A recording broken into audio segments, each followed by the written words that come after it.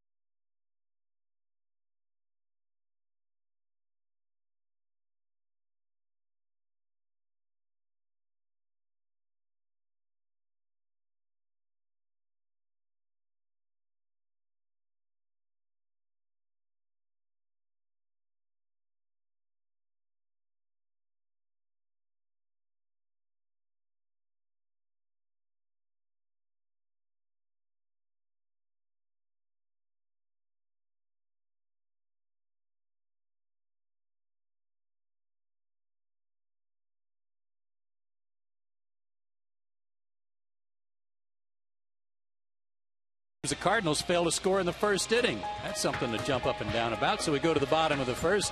Here's Atlanta's batting order for Bobby Cox tonight. Omar Infante will lead it off, followed by Yunel Escobar and Chipper Jones, who walked 4 times last night. Casey Kochman, the cleanup hitter.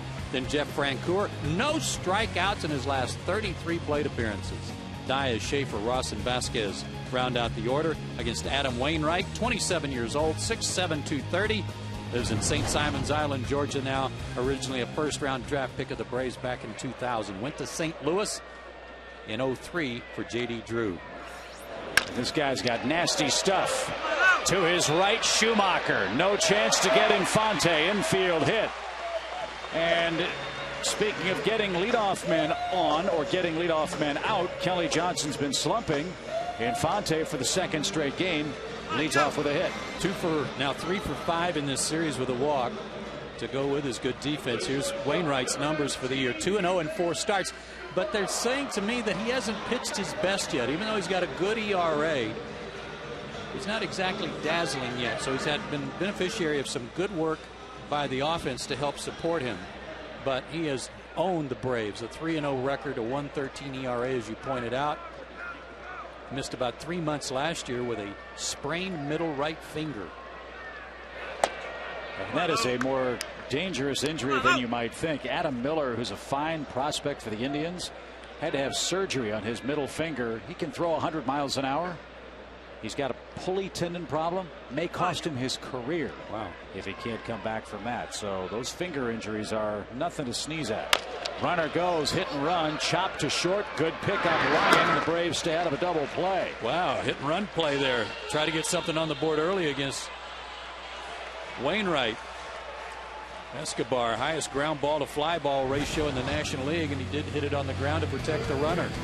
Cardinals defense a little different tonight in the outfield. Duncan, Ankiel, and Rasmus from left to right. A shake up on the infield as well. Thurston back at third base. Ryan back to shortstop. Schumacher back at second. Pujols and Molina remain the same. It appears that Khalil Green will miss a couple of 3 games with a forearm muscle injury. They're going to keep him out for a while to get that well. Chipper bats. Let's see if the Cardinals pitch to him. First one way out of the zone. And first base open here. We'll see. Chipper 3 for 5 in his career against Wainwright. But a career high 4 walks last night. Cardinals gave him nothing to offer offensively in game 2. And that one a high slider that he took to even the count. Wainwright throws hard. Low to mid 90s, and mid 90s. I'm saying 93 is more his top end. He's got a cutter, curveball, changeup, but mostly hard stuff. There's a cutter. I like the fact the Braves put Infante in motion here in the first inning. They're struggling so mightily to score runs. Force the action. Especially against a guy that's owned you. Put him under the gun right away.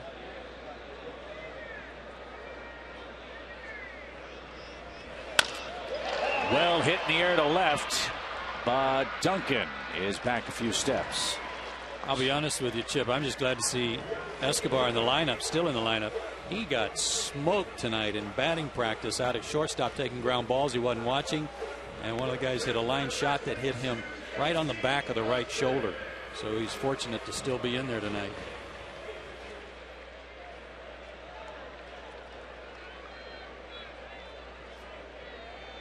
So Casey Kochman bats with Infante at second, and now 2 outs.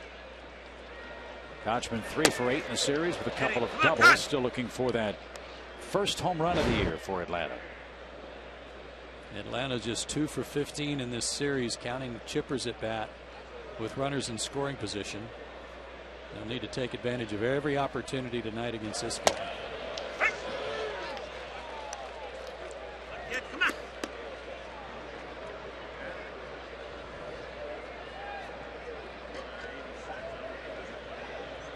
Casey Kochman 0 for 4 with runners in scoring position in the series.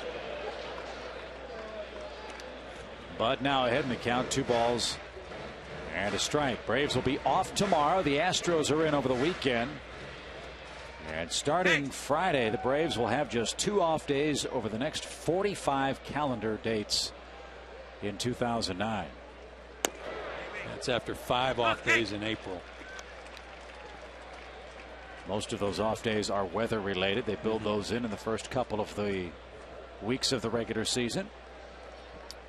So rest up tomorrow, boys, and we'll strap it on Friday night here with Derek Lowe and Mike Hampton.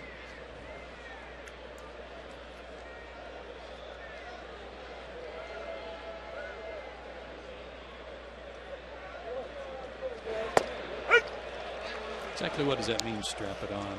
I mean our headphones? Headphones, game face. Okay. Tighten up the belt a little bit. Okay. At least in my house. It's okay. Not at Glenn Diamond's house. No question about it. Come on, kid. Come on, Kate. Wainwright demonstrating here something that's consistent with him. A .311 average against him when the bases are empty, but just a .167 average when there's runners on base. Seems to get tougher when times get tougher. Remember, he closed for the Cardinals in their World Series year, and I would imagine that experience has helped him as a starter, much like it did Derek Lowe. There are times in the game as a starter where 3rd inning you can't allow a run to score. He was so good. They had to think twice about even moving him into the rotation. I know they had Isringhausen coming back from an injury, but he didn't give up a run in the postseason in '06 when they won the World Championship. Look at that. 15 strikeouts, 2 walks. Wow, Francour's hand came off the bat as he swung there. No balls and a strike. Well, you think about how tough it is to find quality starting pitching. The Yankees are going through the same thing with Jabba Chamberlain. Should he be in the rotation or should he be a setup man for Mariano Rivera? Inside out swing, hit to right. Rasmus on the run, still coming near the line, and had to close quickly to retire Francoeur and the Braves, who strand 2 in the scoreless first.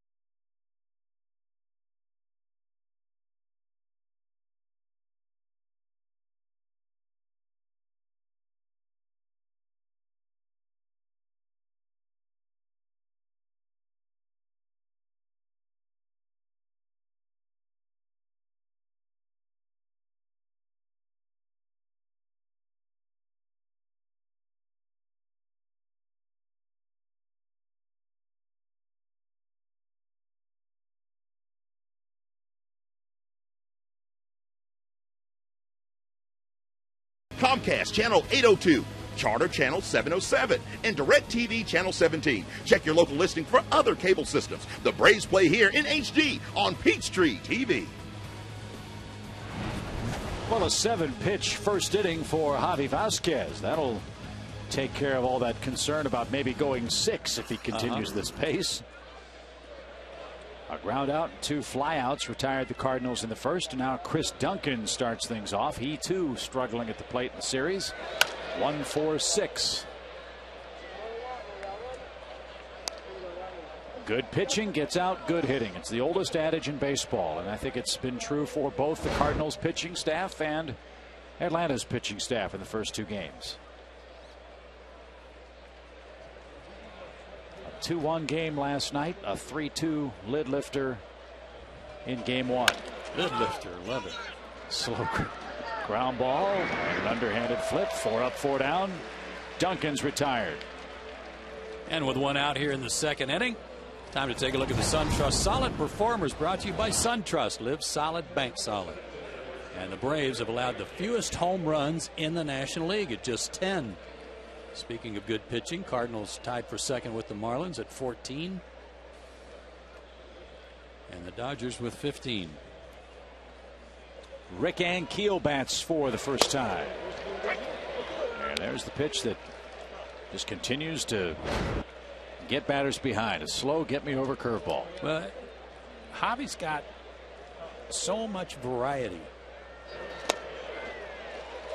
He is hard to set any pattern on, and he throws all his pitches for strikes. He can strike you out with any of them. Let's see what he tries to put Ankiel away with here. A slider, a changeup, the first 2 pitches. And then off speed, but too high, 1 and 2. As good as the Cardinals have been, their road average, and granted this is their 9th road game, they're 4 and 4 on the road. They're only 254 as a team on the road versus 311 at home. Changeup gets Ankiel. First strikeout for Vasquez, 35th of the season, and 2 are out. And Ankiel's one of those guys suffering on the road. He's now 4 for 25. And all off-speed stuff from Vasquez in that at-bat. And his fastball is good enough, too, I would think, the second time through. If he wishes to change his pattern, he can throw 93-mile-an-hour fastballs by people. It's one of those things where it even looks faster than it really is because of off-speed stuff. Again, 2 straight leadoff men retired for Vasquez in the game. 2 outs for Molina. He's had a good series at the plate, 3 for 7 against Atlanta pitching. And Yadier comes in with a robust 12-game hitting streak. Now the reverse is true for Vasquez against the Cardinals, as Wainwright's numbers are against the Braves. Javi's just 2 and 6 against St. Louis, a 4.01 ERA, but there have been a few games in recent years where he's gotten very little run support. Backhand stop on a short hop. Chipper Jones, 6 up, 6 down. He's breezing to this point. 16 pitches for Vasquez in a scoreless game.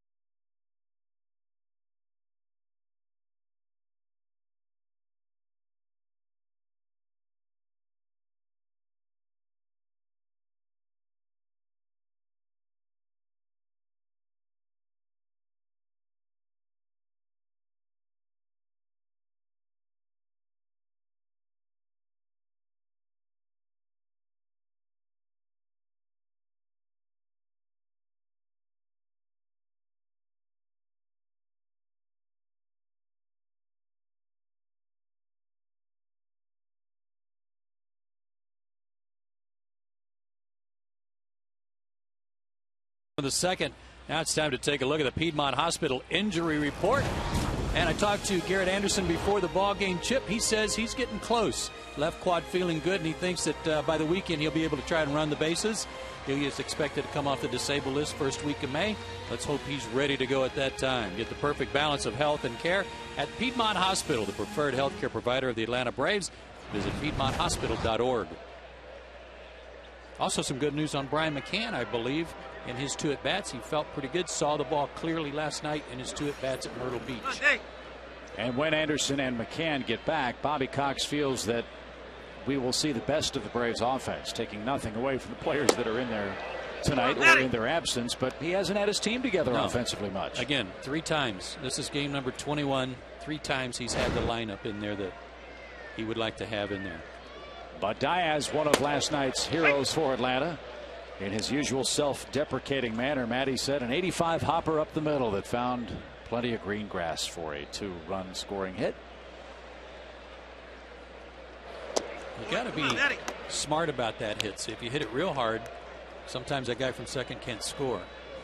So he put just enough on it to get it through and have it die in the outfield. I was shocked that Khalil Green was playing so deeply in the hole, too. He got a bad jump, too. Terry Pendleton said he noticed, too, that he didn't react right away. And he said, I don't know if he just lost it, didn't see it off the bat, but something funny happened there where Khalil Green didn't react to the ground ball. Maybe he got screened. He might have. We'll watch Chipper bounce through here. I don't think so. No, it looked like Chipper was far enough near the bag, but you can see Green's reaction was delayed. Braves win 2-1. They already have 2 wins this year where they've scored 2 runs or less. That's all they had all last year. Did Diaz go around? He did not. Ball 4. And a leadoff walk from Adam Wainwright. And the subplot of that particular stat, much better pitching in starting assignments this year for Atlanta, because last year they were so beat up. Yeah. Last week, the 1-0 win in Washington on the bases loaded walk in the 9th inning. And then the 2-1 win last night. Well, Wainwright, if there is a chink in the armor, it is that he will walk people. He's walked 15 men now in 24+ innings. That's really not like him. I think that's one of the things that Dave Duncan and Tony La Russa were referring to when they were saying he hasn't been his best yet, but the results have been okay. Will Schaefer try to bunt? Cardinals think he might. Another hit and run. This one tapped out to the mound. Wainwright has to hurry and just got him. Boy, he had to throw a fastball to get Schaefer, and Diaz, with an aggressive turnaround second, was maybe thinking about going on to third. Yeah, until he crashed and burned rounding second base. He went down to the dirt. But you're right, Wainwright had to get rid of it quickly. Jordan got down the line fast. 2 hit and run plays in 2 innings for the Braves, and they've got another man in scoring position. Works as well as a bunt. And here's Diaz, who took his eye off the base, and little man in the bag tripped him up. Might want to get a SWAT team looking for that sniper. Here's Ross. David at 360 on the year. He's driven home a run in the series.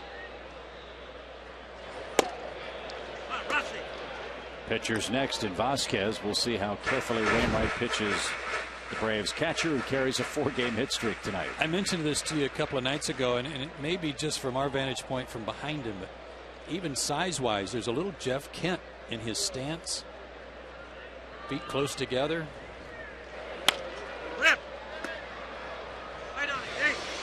And he's a good fastball hitter like Jeff Kent, too.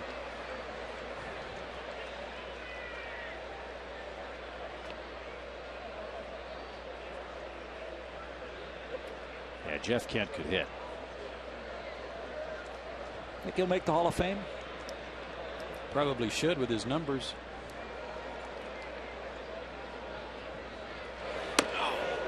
Almost got him on the way by. Now Molina out. He might have been crossed up. I think one thing that'll hurt Kent is the perception that he was at times very brusque and short with the media, and that was part of his game plan. Sadly, it's not always about how a guy plays, but how nicely he treats the print media. Steve Carlton's in. I'm not, but I'm just saying the reality of it is. Been a bunch of jerks. Oh yeah, that got in.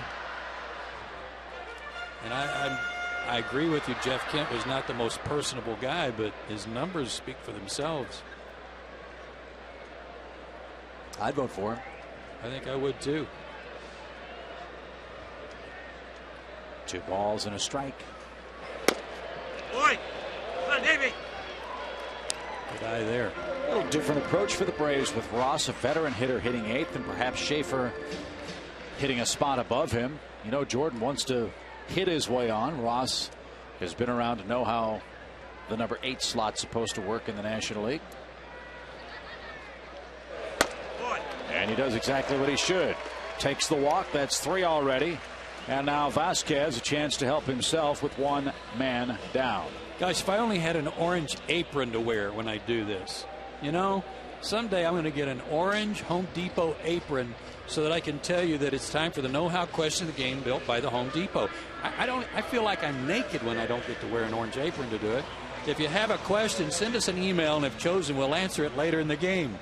Send your email to braves@peachtreetv.com. Please tell us your name, where you're from. More saving, more doing. That's the power of Home Depot. If we got you an internship, you might get an apron. Vasquez the bunt. Wainwright's going to third and got him there. Long toss across, not in time. Thurston stayed anchored at third base. Diaz is forced on the play. Ross to second. Vasquez at first, 2 down. A little bit too much right back to the mound. And Wainwright, a good athlete, jumps on that. He was a place kicker in football and basketball player. Did a lot of things at Glen Academy down in St. Simons and Brunswick. Hey, whoa!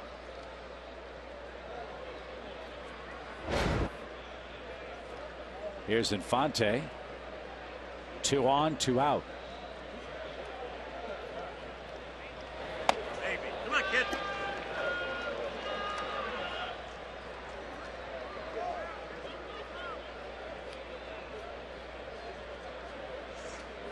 Is orange one of your colors, by the way? Could be.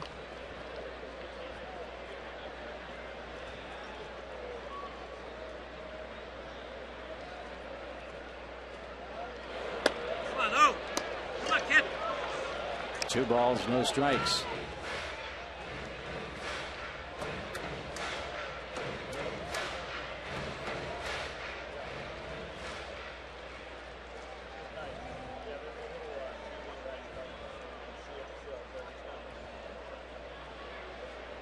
Here's where the Braves have been so good all year with 2 outs.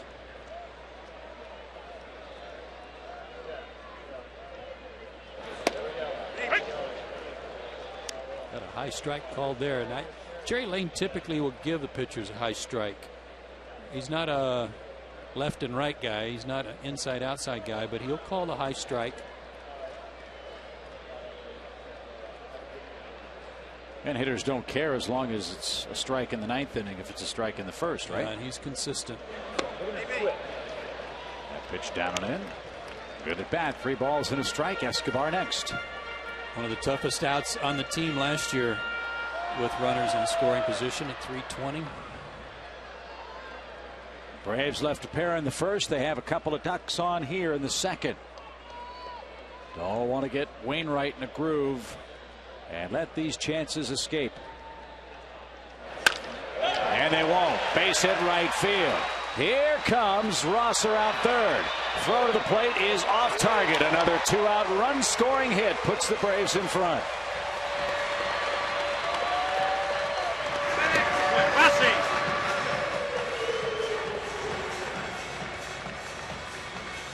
Another piece of good hitting going the other way on a 3-1 count. Fastball up, but he leveled off on it, and Rasmus, who has a good arm, you can see how hard he was having to run toward the line. When he sets up, he throws a little bit across his body to try to angle up, and it winds up tailing into foul territory. Too many guys get a 3-1 count or a 2-0 count, and they think they've got to hit a home run.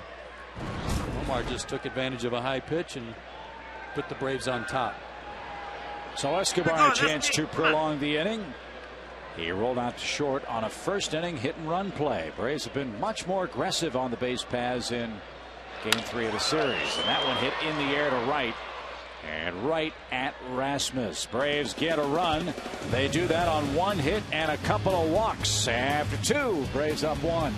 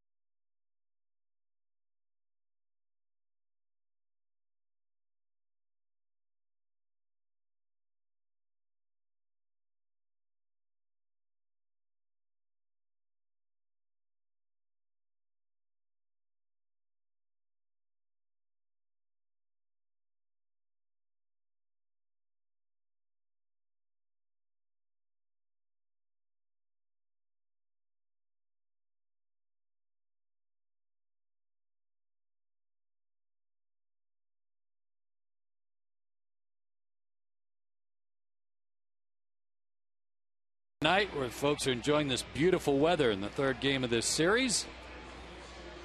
Probably having a nice cold Budweiser while they're out there. And hey, how about our recipients of the Big Smile Seat Upgrade sponsored by Dr. Deborah Gratking and the Atlanta Center for Cosmetic Dentistry. And they're right behind the tarp in the front row. The place in Atlanta to get a beautiful smile. That's the Atlanta Center for Cosmetic Dentistry. Right down on the field. He heads up for some line drives, pull foul down there. Might want to get the gloves or the hands up, or you'll have to pay another visit to Atlanta Cosmetic Dentistry. Thank you very much. Yes. Good start for the Bravos. Up a run. They have the game's only 2 hits. Javi Vasquez, 16 pitches. He has set down the first 6 hitters he has faced, and now goes to work against the lower portion of this Cardinal lineup. Joe Thurston starts it off. He's off to a 3-0-4 start with 11 runs batted in.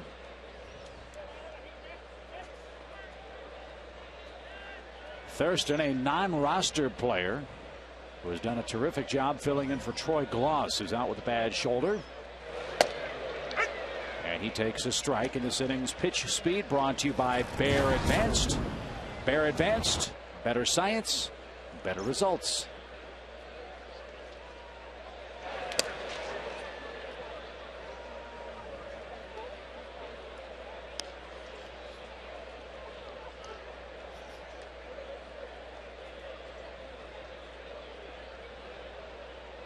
Vasquez, or excuse me, Thurston, if you didn't hear us talking about him Monday night, a guy who was a terrific minor league player in a couple of different organizations, but particularly the Dodger organization. One year had 196 hits in one minor league season. That's tough to do, isn't it, to have that many? Almost impossible. They only play 142, 144 game schedule. 2 balls, 2 strikes. Well, he's getting a shot for this Cardinal team, and it'll be interesting if Gloss comes back. Where do they plug him in? Does he still have range and the arm at third base? Vasquez, another strikeout. Boy, his off-speed stuff crackling tonight. Devastating changeup. 2 strikeouts and the first out in the third. There's no difference in his windup or arm action, Chip. That's what makes it so effective. It looks like he's cutting it loose. That changeup, it's almost like he's got it set deep in his hand and he's choking it to make sure it doesn't come out with anything on it, and just dying at the plate. Here's Ryan, and he spoils the no-hit bid with a gapper to left center field. That's going to get all the way to the warning track. Good job by Diaz to keep it from reaching the fence. And that man, Brendan Ryan, who's been a pest with the glove, makes his presence felt with a line drive double, his third. He's been impressive, hadn't he? Yeah. Played shortstop the first game, made some great plays, played second base last night, back at short tonight, and he delivers their first hit of the night. Solid double. Good play by Matt, or this might have been a triple. So Wainwright has a chance to help himself, and he's a big strike zone. A 143 hitter. 2 strikeouts, 4 sacrifices on the year.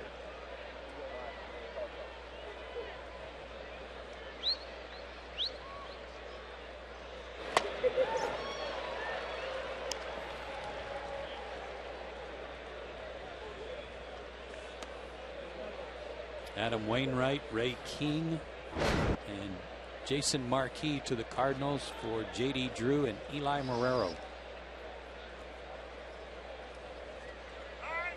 Prior to the start of the 04 season, I believe. December 13th, 2003. And J.D. Drew played terrific here for 1 year, but then became a free agent. Little low to Wainwright. 1 ball and 1 strike. Lifetime, Wainwright's a very good hitter. A .281 lifetime batting average.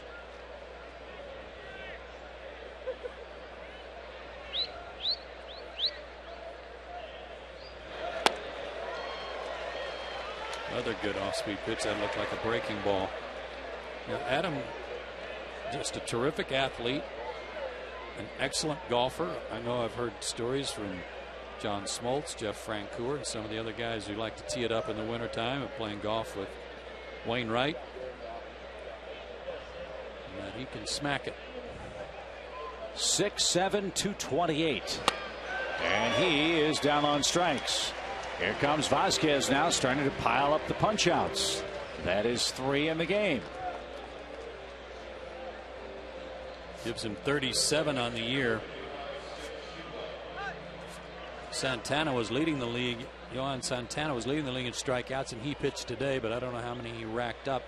Mets got beat by Florida late at 7 today, I'm told. The Mets gave up 2 to the Marlins in the 8th. J.J. Putz was the man that lost for the New York Mets. 4-3 was that final. The Marlins got it done. Boy, a shaky 9th inning by Matt Lindstrom. He walked 2 men, but picked up his 5th save of the year. And so the Marlins will remain in first place. They're up a game now over the Phillies, who are underway tonight. 7 strikeouts for Santana give him 44 on the year.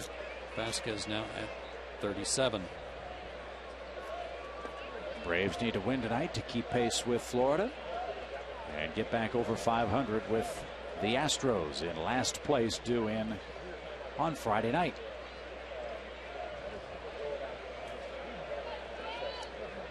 Skip Schumacher grounded out to second his first time up. Making the transition from outfield to second base for St. Louis. Broken bat, flare, center field, can't be caught. Ryan around third will score. The Lumber is a hero. So Schumacher. We're tied. Wow.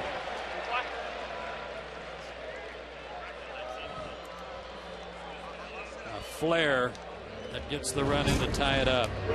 That's unfortunate. Made a good pitch, broke the bat in half, but out in no man's land. That bat almost sounded like it might have been cracked before he took it to the batter's box. He hit it with a plank, didn't it? Yeah. That's a tough break. Keep an eye on Schumacher on the first pitch. Big hole right side for Colby Erasmus.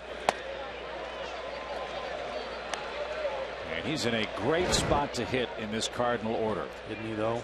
You're a young player. You get a chance to hit in front of Albert Pujols. Oh.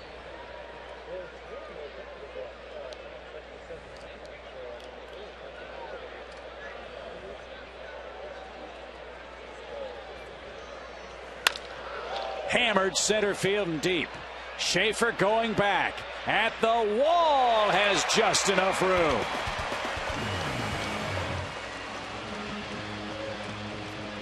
If he pulls it, it's gone. But the Cardinals settle for a third inning tie.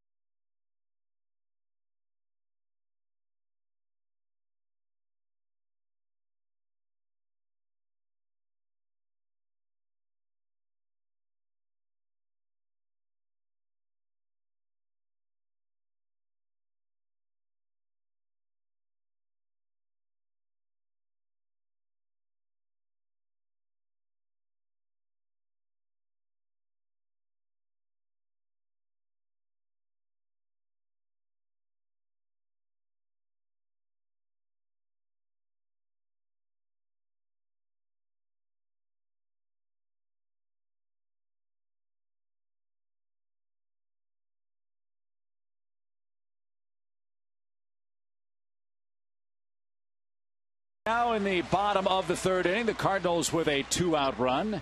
Now Chipper Jones, Casey Kotchman, Jeff Francoeur are up. That's the heart of the order. In this, the AirTran Airways home run inning. One lucky fan will have a chance to win free airfare for two if the Braves homer in this third inning. Visit PeachtreeTV.com/Braves for the official rules and enter for your chance to win. AirTran Airways, go. There's nothing stopping you. Oh, good cut. Got in on him a little bit. Cutter. 91-mile-an-hour fastball with a little bite in on his hands. Chipper still got a little hitting streak working because he walked 4 times last night. None of them counted as an official at bat. 6 for 11 over those 3 games.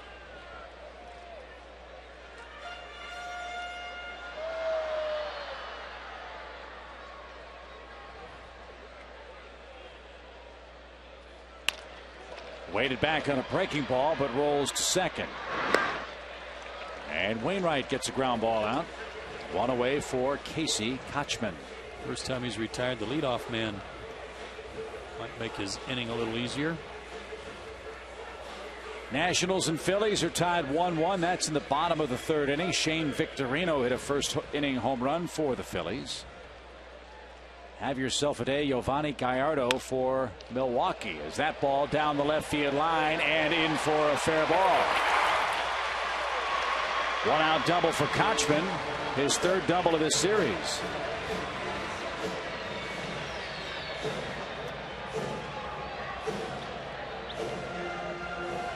Get him in.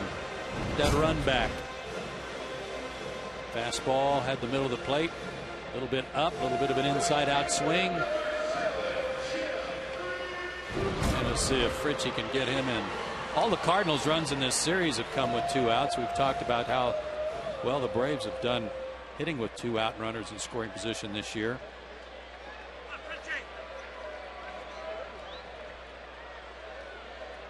Jeff Francoeur 0 for his last 11. Has been very, very big, however, in run scoring situations. And back to Gallardo of the Brewers. Struck out 11 Pirates. Won the game 1-0. And he hit the home run that provided the margin of victory. Wow. And Pittsburgh's had an unbelievably bad luck run in Milwaukee.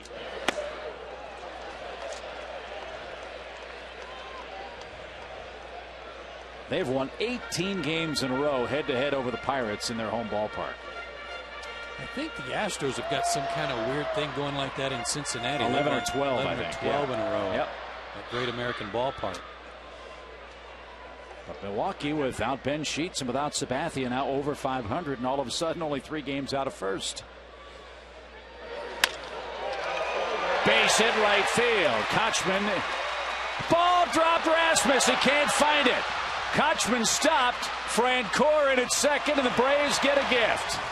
Colby Rasmus came up ready to throw, and when he reached into his glove, nothing but air. There's a break. First of all, some great hitting behind in the count by Francoeur on the slider. Took it the other way, and then watch Rasmus overrun the ball. He looked up. He looked up before he had it in his glove, and not only did he slip down, but now when Kotchman is throwing a stop sign, he had a hard time going back to home plate. But it worked out for the Braves. Stop, slip, keep going, scored easily. 21st error committed by this Cardinal defense so far this year. And in talking with Tony La Russa, he said this Cardinal defense is extremely aggressive. They try to track down everything, and sometimes that aggressiveness leads to mistakes.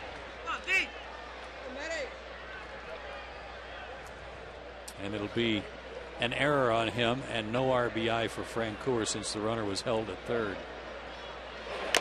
Good rip. Come on, kid. Good swing there by Diaz at a fastball after He couldn't stop his swing, chasing a high one on the first pitch he saw.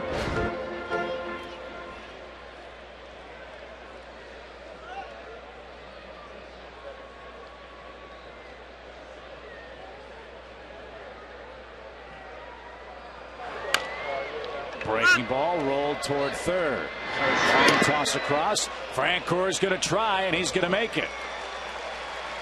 Pujols couldn't get the ball out of his glove. I think he had a shot at Jeff, but I love the aggressive base running on the part of the Braves here, trying to get an extra base on the long throw across from Thurston. Jeff was not even looked back by Thurston and broke as soon as he threw it, and then a couple of double pumps by Pujols.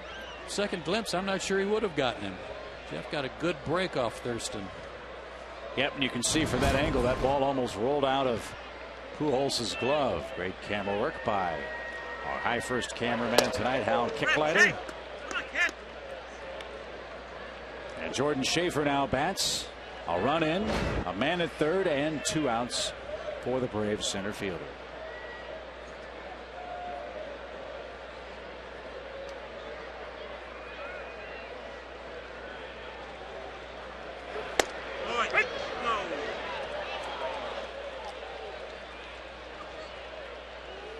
Jordan Schaefer had a good quote today talking about, with Kelly Johnson's struggles at the top of the order, did he think he was ready to move into the leadoff spot, where he was used so much during spring training. He said, not as inconsistent as I am. That one pops away. Francoeur's going to try, and he's going to make it without throw. Boy, the Braves have been extremely aggressive on the base pass tonight, and they just stole a run. That was great. All set up by Jeff's hustle going from second to third. You score so many different ways from third base than you can from second, including a wild pitch. And Jordan Schaefer waving him. Molina tried everything he could, but couldn't even get the throw away after getting over there. Outstanding hustle. Great base running by Jeff Francoeur. That scored a wild pitch. And now the Braves enjoy a 2-run lead at 3-1 here in the third. And boy, that would have or could have been a very nasty collision at the plate with Francoeur and Wainwright. If you notice on that slide, Jeff went to the back door of the plate to avoid taking out the knees of the Cardinals starter. He didn't have to do that, but he did. Went in head first, too, just to try to make sure he got in there. Not a slide you recommend when you're trying to beat the catcher, but it is sometimes advantageous when you're trying to beat the pitcher to the plate. Yeah, you can see, you're right, Chip, about how Wainwright was kind of turned sideways and stumbling a little bit there. All he could do was fall over him. Full count to Schaefer. And back into the seats. But to finish on Jordan Schaefer's comment, he said it's not good when you're getting 3 hits one game and striking out 3 times the next game. Got to be a little more consistent if you want to bat leadoff. I think the Braves would have to say they're pretty pleased him hitting .273 at this point. Yeah, despite all the strikeouts. And a good at bat working in the third inning now. Still battling a little bit of a wrist thing on his left side, and that swing may have hurt it a little bit.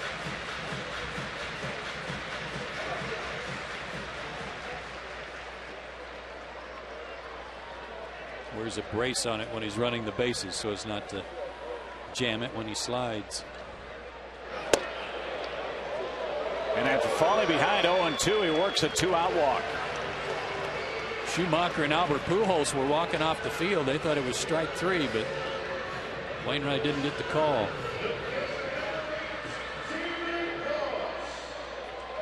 It's already 4 walks. Yep. That was the story of the game last night. Cardinals' wildness turned the lineup over, and Diaz drove home 2 in the 8th.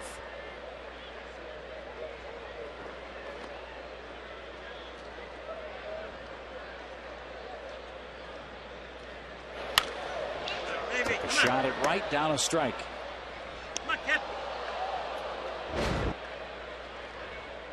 You see the scores on the bottom of our screen tonight on Peachtree TV. The Yankees and Tigers are matching up at Comerica Park tonight. Jabba Chamberlain and Rick Porcello are the pitchers. The Tigers, by the way, are in first place in the AL Central. After a dismal year last year, they're starting to get a whole bunch of their pieces back. Dontrell Willis is edging closer to a big league return. He's is that right? Double-A now. Is he? Yep. Well, we'll all be pulling for him. Such a likable guy, and he's so good for baseball. Cleveland. Can't believe they're off to another slow start. Travis Hafner back to the DL with a bad shoulder. That plagued him last year. Runner goes. Curveball high. Molina's throw equally high. And Schaefer with his first steal. Fourth stolen base of the year, and all four have come with 2 out. And that will not set a franchise record for the fewest stolen bases in April. They were kind of sitting on 3. Now they got 4. And this is the first one for Schaefer in his career. So why doesn't he get the base? On your first big league hit, you get the ball. Shouldn't you get the base? Good point. I never thought of that. Yeah. Mark it somehow and talk to Ed Mangan after the game.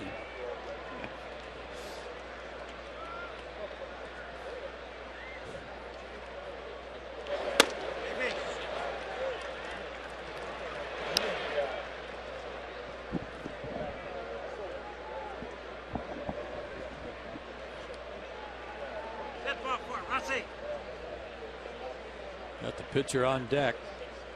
3-1 count. You can expand your zone a little bit. Try to get that run in if it's close. In the air, right center. Well hit, but playable. And Keel tracks it down. No homers for Atlanta, but 2 runs across. They lead it 3-1.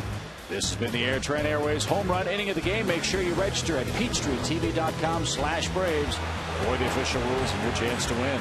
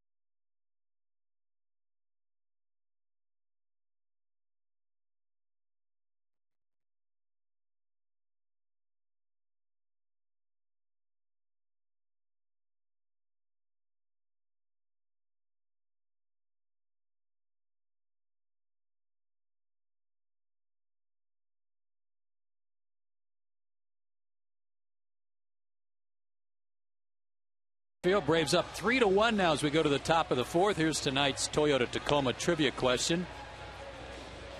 Nice sunset tonight. Which pitcher holds the record for most seasons leading the major leagues in ERA? Majors, not one league or the other. Have the answer for you in the bottom half of the inning.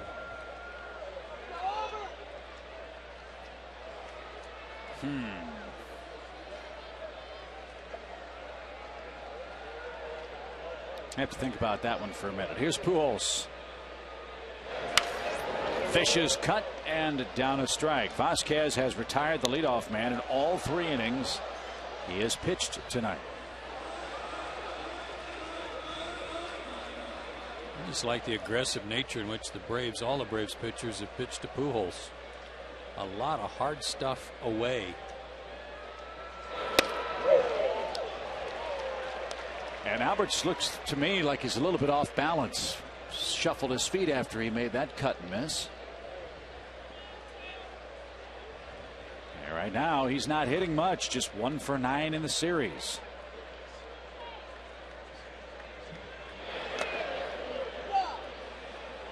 There's not a lot of difference for Albert Pujols and his batting averages, home, road, righties, lefties. It's all adds up to damage. Career batting average coming into the season of .334.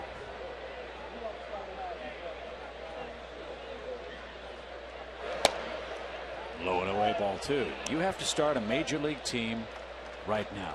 Is he the guy you start with? He's my first thought when I start panning the rest of baseball. They've got to be better than him, and that would be my first thought. How worried are you about the elbow, though? You know, everybody's been talking about his elbow and his plantar fasciitis and his foot for a couple of years, 3 years even. And all I see are humongous numbers and MVP awards. He's 29 years old.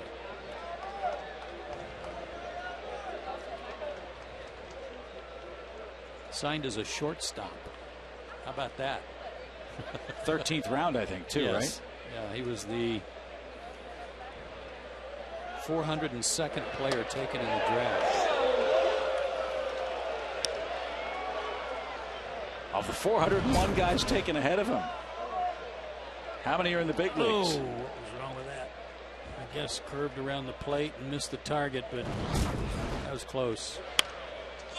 Reaching was Pujols, spoiled a tough pitch. It'd be fun to go back and see who the guy was that was just taken right in front of him. Yeah. You know, at number 401 or number 400.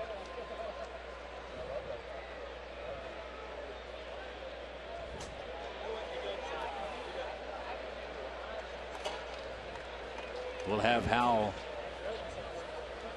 get on his super fast computer and figure that out for us. But it just goes to show you how inexact the nature of scouting is. I don't know. Hard job. Nobody could have figured out that Pujols was going to turn into this kind of player. That's why a lot of first round picks don't make it. A lot of 27th, 28th round picks do. Full count. Ross is rocked.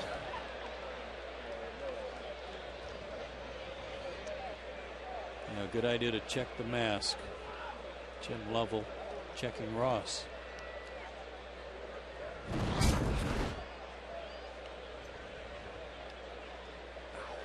Boy. The chin area.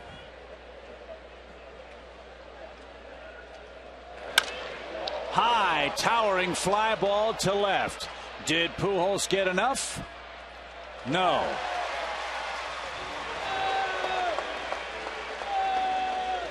Just another leadoff guy retired.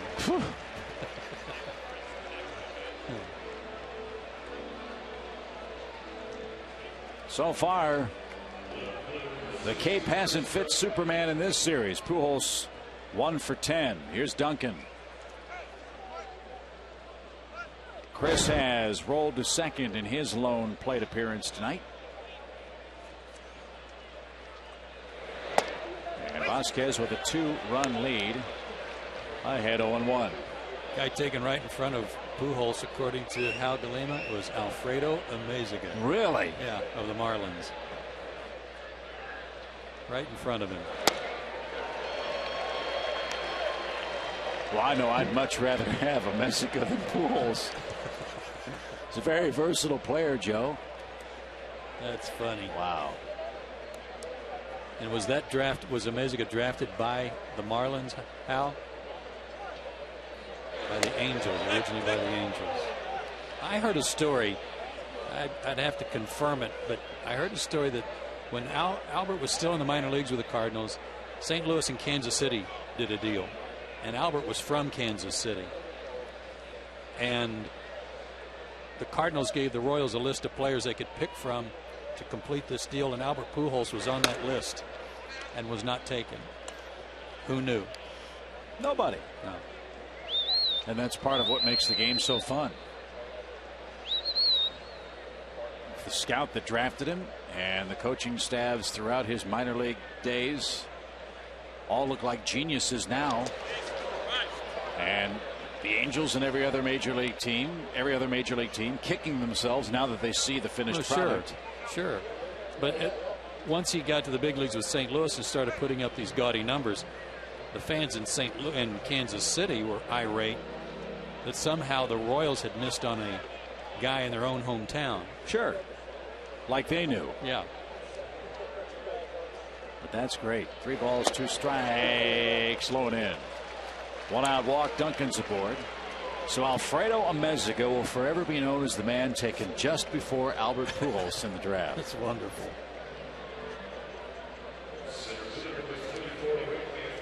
What year was that draft? 99. Wow.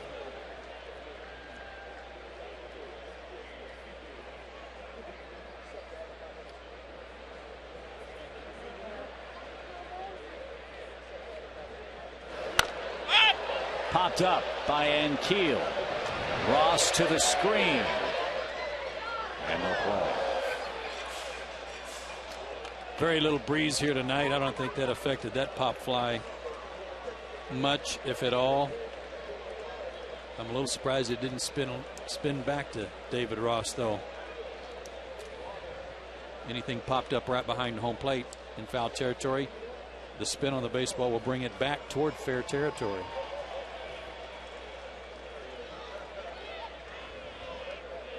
No balls and a strike to Ankiel. Al tells us in that same draft. Do you remember who the top 2 picks overall were?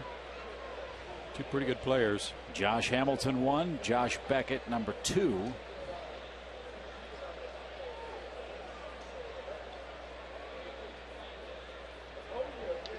As Ankiel awaits a 1-1. Another pop up. This one will stay in play. At short, Escobar has it tracked. And 2 are out. Again, getting back to the inexact science of scouting, just think of how good Tampa Bay could have been if they'd had Baldelli and Crawford and Hamilton all together and able to play in that Tampa Bay outfield. But injuries and, of course, Josh Hamilton's off the field problems derailed any of those plans. And, of course, Tampa Bay didn't foresee that coming either. No, of course not. They wrestled and debated within their own organization about whether or not to take Hamilton before Beckett.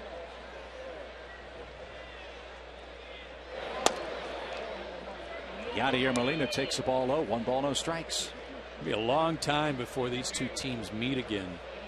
They don't play again until Friday, September 11th, 12th, and 13th. So there's going to be a lot of baseball between now and then. It'll be interesting to see where these 2 teams are. Both capable of contending and or winning their division. I think the Cardinals are going to win the Central. I said that at the start of the year. They're only going to get better when they get Carpenter back. And if they get Troy Gloss back, getting back healthy, he'll be tough. Hammered to right. Francoeur chased back to the warning track. Makes that play. A 1-out walk does no damage, and Vasquez breezes through a 4th inning with a lead of 3-1.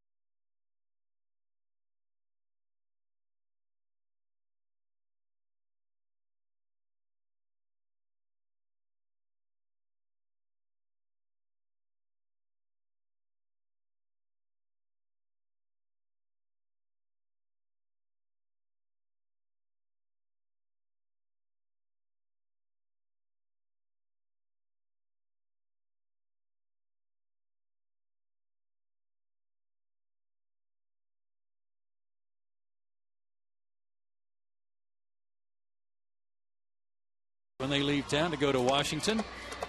Braves up 3-1. Time for the answer to the Toyota Tacoma trivia question. Which pitcher holds the record for most seasons leading the major leagues in ERA?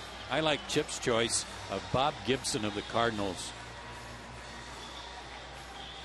But it was Pedro Martinez. Well, you just lured me right down that lane, didn't you? I usually do, don't I? Is Pedro going to get a job this year? I heard Washington was talking to him. The Nats.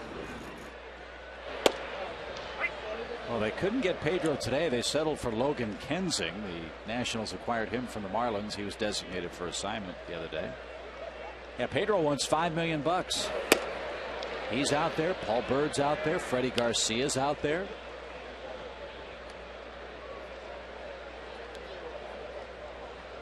But so far, they remain out there. As Vasquez grounds to short. Ryan, terrific play again. I don't know if he can play every day offensively, but he can play every day for me with the glove. That's maybe the 5th great play he's made in this series. He's been a highlight reel himself. And it didn't matter that a pitcher was running. He got to his feet quickly and threw a laser over there.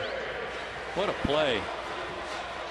He has been fun to watch in this series. Boy, the late great George Kissel would be proud of Brendan Ryan. For so many years, George Kissel was the Cardinals coach and instructor. He'd be proud of him for a couple of different reasons, not just his defense, but also the way he wears his socks, showing those stripes on his Cardinal socks and the stirrups. Those are good looking old time baseball socks, aren't they? That's George Kissel like.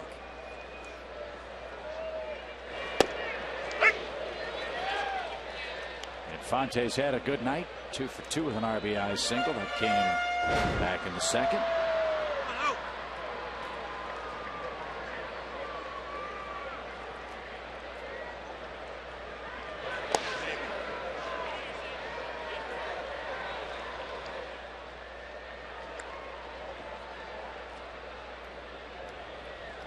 Omar's average up to 351.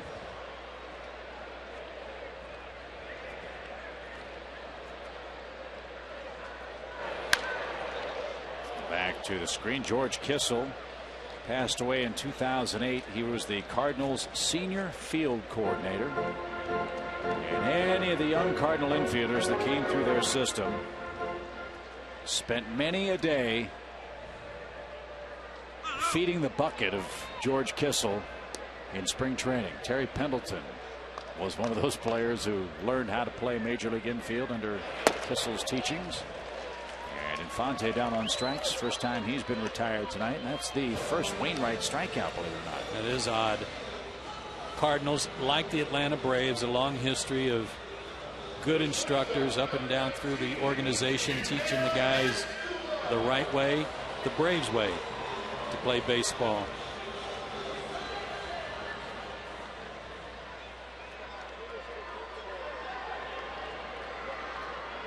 So 2 outs, nobody aboard for Escobar. Unello for 2 in the game.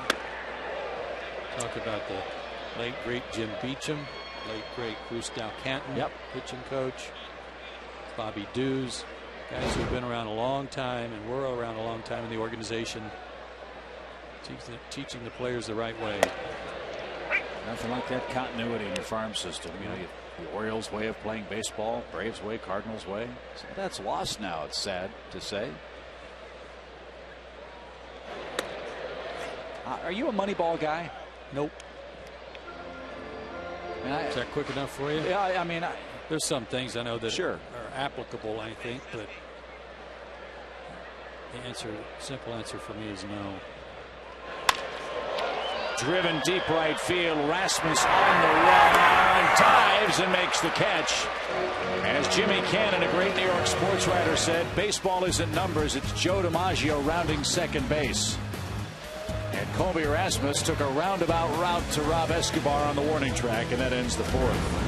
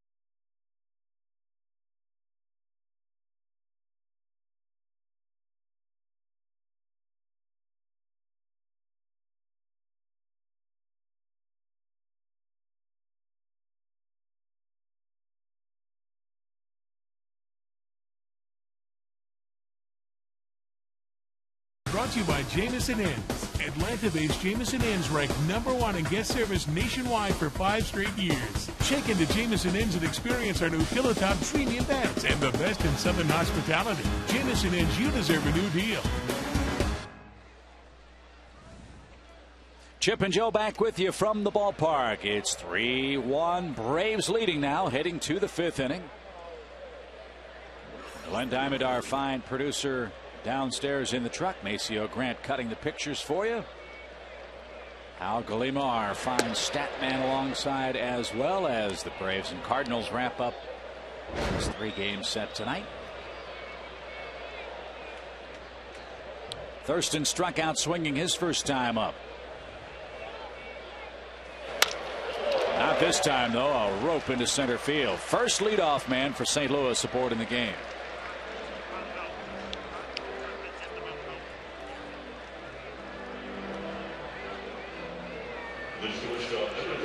And the way the Braves have kept the Cardinals off base in this series has been key, making the game close on opening night, winning last night. They have a team on base percentage of .370 coming into this game. That's pretty impressive. And they came into this series too with the best batting average in baseball at .299 as a team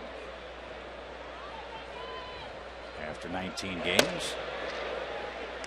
And Brendan Ryan, who's doubled and scored their lone run, digs in and takes a little low. The Braves have had a couple of hit and run plays on. They've had Schaefer with a straight steal. Let's see if Tony La Russa puts Thurston in motion here with the pitcher waiting next.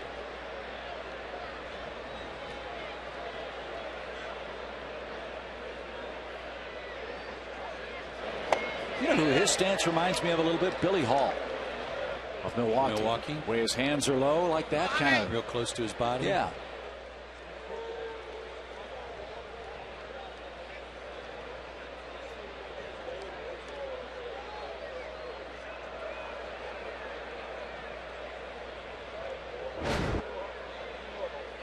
Yeah, you're right.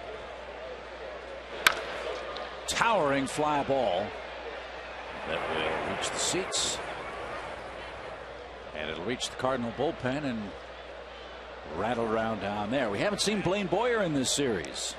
Stopped by to say hello to him today in the clubhouse, and he's very excited about his opportunity in St. Louis, and of course we're all pulling for him to get back to Blaine Boyer type numbers, although hopefully they'll come after they leave town tonight. Yes.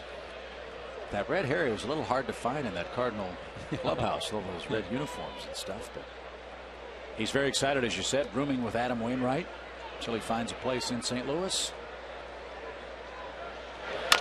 And Ryan chops it to third, foul ball.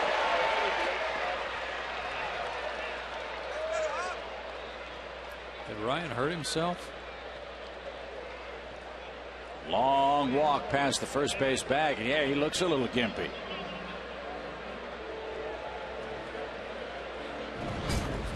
I'm not sure what he did. Looks like his left leg. Shouldn't have been watching the ball. Number one, just run. Oh, hammy. Yep. Hammy got him just before he got to the bag. Isn't that amazing? Here's a guy who makes all these spectacular plays out there. He seems to be as flexible as can be, going to the ground to make those catches, and yet still pulls a muscle or strains one running. Is it just me, or are we seeing more quad pulls, calf pulls, oblique pulls, and hamstring pulls in this first month of the season than any in recent memory? I don't know, Chip. It seems like lately, in recent years anyway, we keep saying that, and it just seems like early in the year there have just been a bunch of leg injuries over the last several years.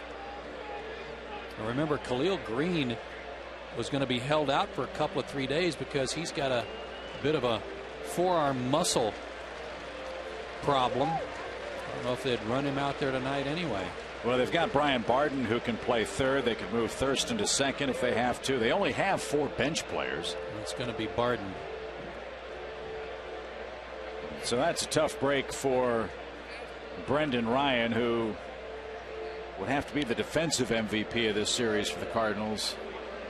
He'll head to the trainer's room with Barry Weinberg at what looked like a high hamstring injury. You know, you have a pitcher that gets hurt. A pitcher comes out of the bullpen and gets all the time he needs to get ready. Wonder why they don't give a hitter a few swings, you know, say, hey, guy got hurt, here, take a couple of hacks. They did at Shea Stadium today in the 9th inning when it took them 2.5 minutes to get a pinch hitter up for the final at bat of the game. Omir Santos, I believe it is. He might have been in on the spread already, chowing down. Well, nothing wrong with that. Yeah, hey, the game's not over, Omir. Well, Barden will inherit a 2-2 count. This is where we need one of those ESPN graphics. See what Barden's hitting on a 2-2 count. It's very applicable in this particular situation in the game. If he swings and misses, I believe the strikeout is charged to Ryan.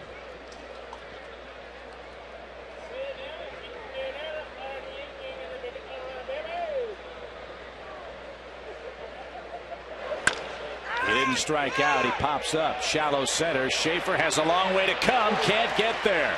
Hustling toward third is Thurston. So Tony La Russa pushed the right button there, didn't he? 2 on with nobody out. And the go-ahead run in the form of Wainwright coming to the plate.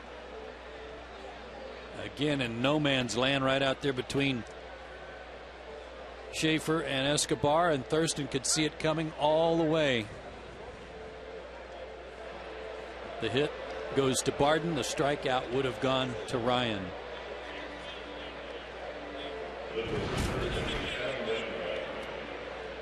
Wainwright whiffed his first time up, handles the bat well. He's got 4 sacrifices. Now in this spot, where does he want to bunt the ball? First base. Only trying to move that guy up.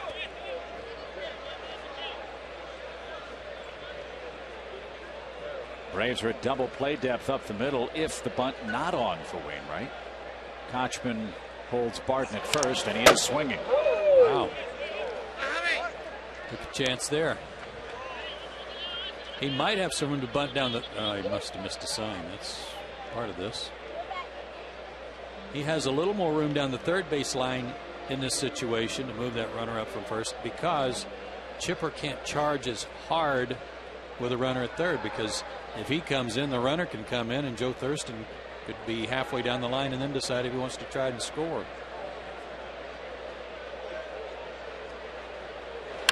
Breaking ball, fly ball, base hit. 3-2 game. 3 straight hits in this 5th inning. After Vasquez was brilliant through 4, Cardinals seem to have figured him out. They weren't hard hit, but they've been perfectly placed. Second hit of the year for Wainwright, his first RBI, and Tony La Russa rolls the dice here without bunting, figuring he was going to get a fastball if the Braves expected him to bunt, and instead he loops a curveball into center field. So that worked out great for the Cardinals, and now let's see if Schumacher's bunting. He was 1 for 2 with a single and an RBI in tonight's game. Cardinals do bunt a lot, as you'd expect a Tony La Russa club to do. Coming into this game, 18 sacrifice hits. No sign from Schumacher, who does not have a sacrifice bunt. It's like they're going to hack away.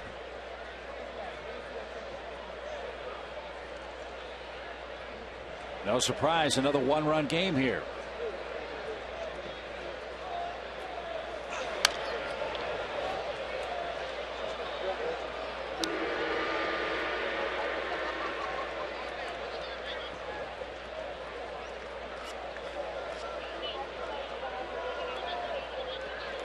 Schumacher grounded out in the first inning. Grounded out a couple of times in game 1. They'd like another ground ball here for a chance for a double play.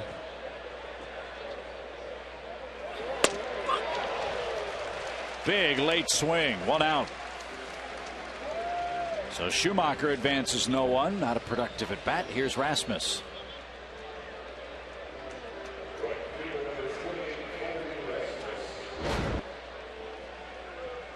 He's another guy a little bit like Wainwright, that he does his best work with men on base.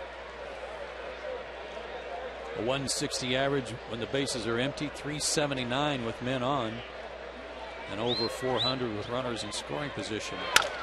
There's a bullet foul past first.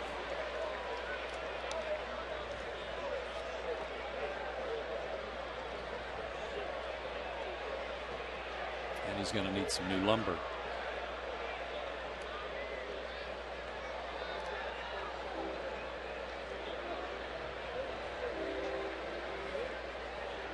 Rasmus, one of the more accomplished players in the history of Alabama high school baseball. Broke Bo Jackson's single season record with 24 home runs. At Russell County High School, his dad coached him. And his brother Corey, who's a Braves farmhand, is a pitcher.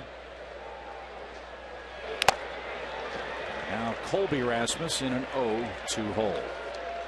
Right off the shin guard of David Ross. So he's been banged up back there tonight.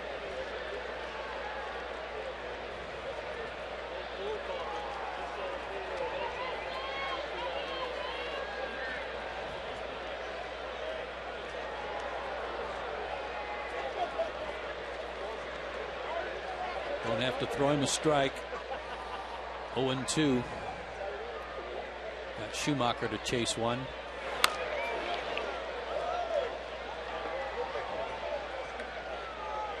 While Vasquez would like the strikeout, I think he'd like a double play ball even better, because if you strike out Rasmus, you're going to have to face Pujols with 2 men on.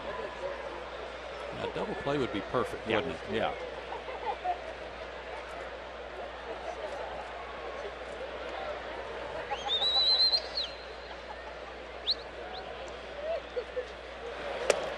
But he'll settle for the strikeout.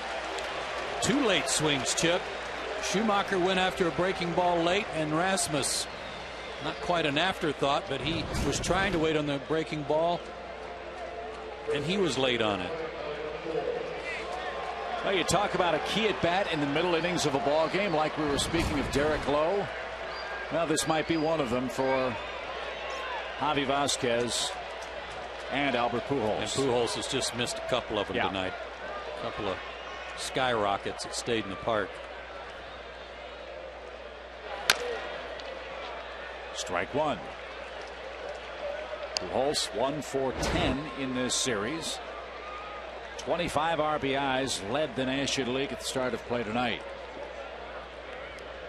While you're excited about the 1 for 10 part, the thing that terrifies you about Pujols is, you know, sooner or later that's going to change very quickly. And you just hate seeing him come up with guys on base.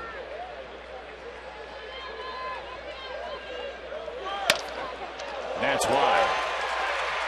Barden around third will score without a throw. Game tied. Pujols with another 2-out run for the Cardinals. Wainwright stops at second. That's the 4th Cardinal hit of the inning. It looked like a fastball had a little tailing action on it that was trying to sink. And while he topped it, he hit it hard enough. And with Javier following through a little bit to the first base side of the rubber, he couldn't defend his position. Otherwise, he might have been able to glove it. So Duncan now a chance to put the Cardinals in front. And he's going to do it.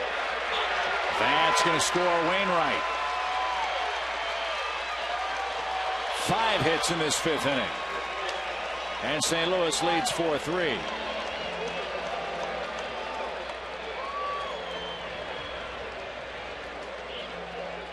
And that will summon Roger McDowell. All singles. And all the runs in this series with 2 out for St. Louis. 7 of 8, beg your pardon. Well, some C&I hits to be sure. Beginning with Barden's only pitch he saw with that little bloop to center. Well, Wainwright had to run the bases for a good portion of this inning. Let's see if that taxes him in the bottom of the 5th inning. Nobody up in the Braves pen. Death by 1,000 cuts for Vasquez here. 3 runs, 5 hits with 2 strikeouts. And Rick Ankiel, the 8th man to hit all this damage, Joe, on only 20 pitches. Early in the count swings. He's getting ahead in the count. Struck out Schumacher on 3 pitches and Rasmus, I think, on 4.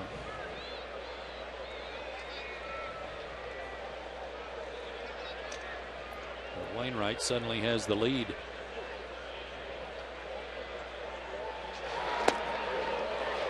Steady diet of off-speed stuff to Ankiel tonight.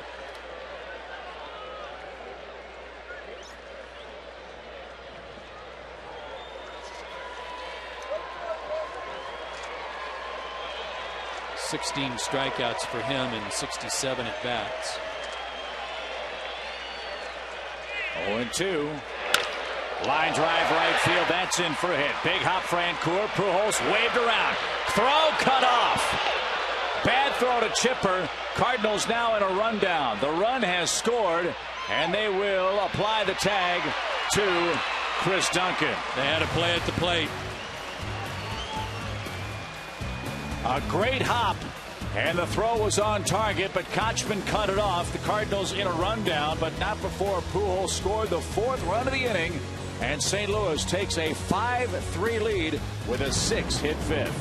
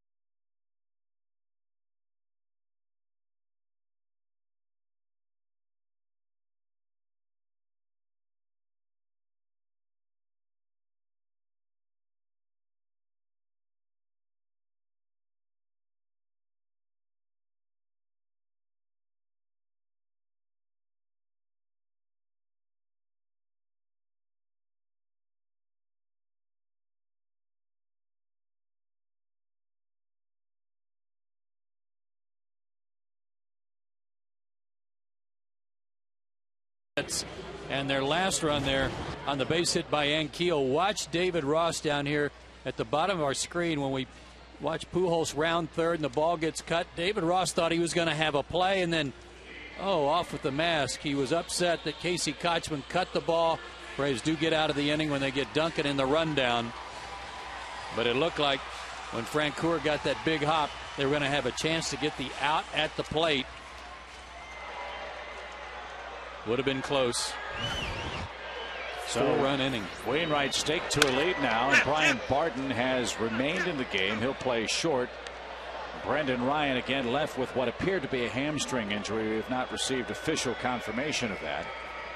And as soon as we get that, we'll pass it along. But one bad inning for Vasquez, and now Braves bats in middle of the order in the 5th try to come back. The Chipper got jammed. They'll test Barton very quickly. 1 out. Chipper 0 for 3. They've pitched to him tonight, haven't they? They have, and that cutter from Wainwright's been effective, running it in on his hands.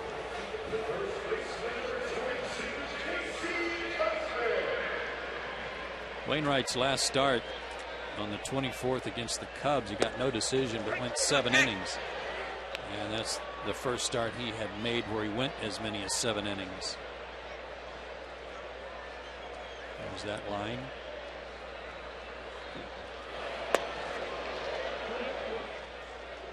Count evens to Casey, who has doubled and scored. He has walked tonight. He's been on base a lot in this series. His average over 300 now.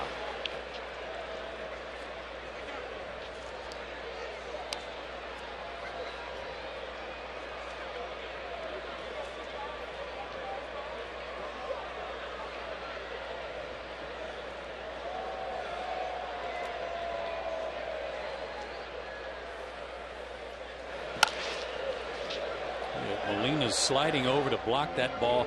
Looked like he was ready in case the ball bounced in the dirt, and Kochman pulled it foul.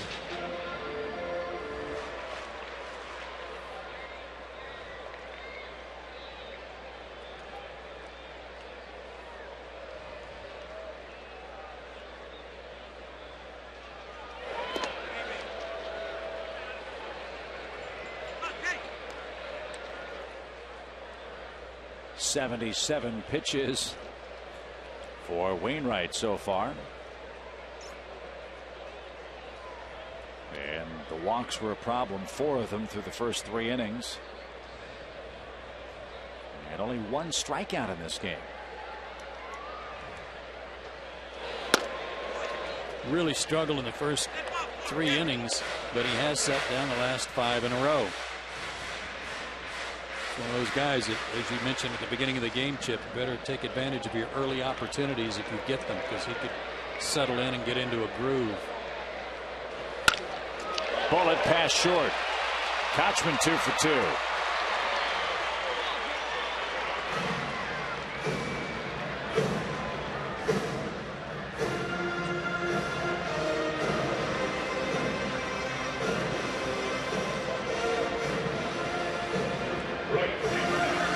Jeff snapped an 0 for 11 slide with a clean hit back in the 3rd. He also scored on a wild pitch.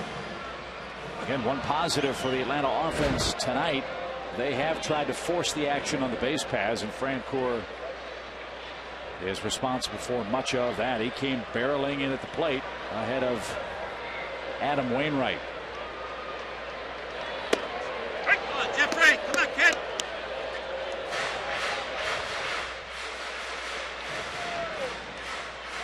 Braves could use a timely extra base hit here. Prior to that single in the 3rd inning, Jeff had been 0 for 11, but just 1 for his last 17 since that home run in Cincinnati. Boy. And that was a good swing he put on that slider to hit it to right field his last time up.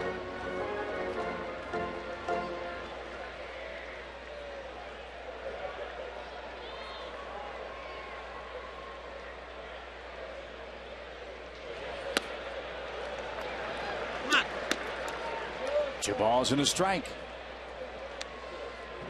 Wainwright being very careful here, and it's apparent that when he does throw Jeff a slider, he's trying to make sure that it's off the plate, hoping he'll chase it. I think that's the biggest improvement in his game, is not only the pitch recognition, but his resistance to swinging at that pitch. At the knees, evens the count at 2-2. He might have been looking for the slider there and got a fastball. And that's why Francoeur has turned into a man tougher to strike out at this point than Albert Pujols in the National League. Come on, Jeff.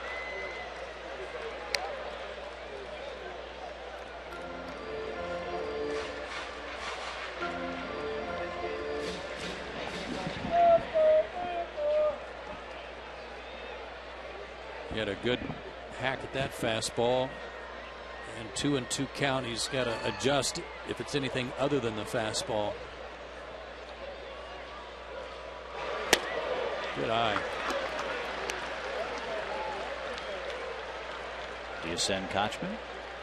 No. Francoeur never strikes out. I know he doesn't. Casey. Well, I know. he's not as fast as Schaefer. 3-2. Ground ball up the middle. Another hit for Francoeur. 2 are on. And you know what? If they'd sent him, that would have been a double play. Yeah. Because Barden would have taken a step towards second with a runner going, or he might have even been the guy covering. We'll never know. But as it was, he was a little bit away from the bag and couldn't get to that grounder. Second hit of the night for Francoeur. Good at bat. Braves trying to come right back after giving up 4 in the top of the inning.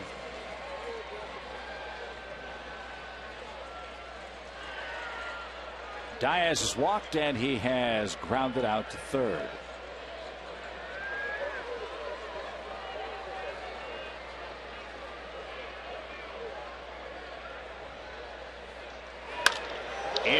center, not very deep. And Keel sets up. Kochman fakes a tag and stands at second with 2 out. Good bluff, too. Oh.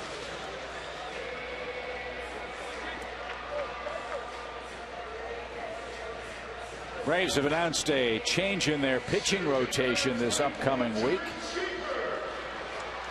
Brad Hange, the fine media relations man for the Braves, said Kenshin Kawakami has been complaining of some shoulder fatigue. And so he will move to the back of the Braves rotation and pitch in the homestand finale on Tuesday against the Mets. Everyone else will pitch on regular rest, which means Lowe, Jurgens, Reyes, Vasquez, now Kawakami the next 5 after tonight's game. Well, and everybody raving with good reason about the outing by JoJo Reyes last night. Everybody's saying it's the best one they've seen from him at the major league level. Hopefully it'll be something he can build on for his next start.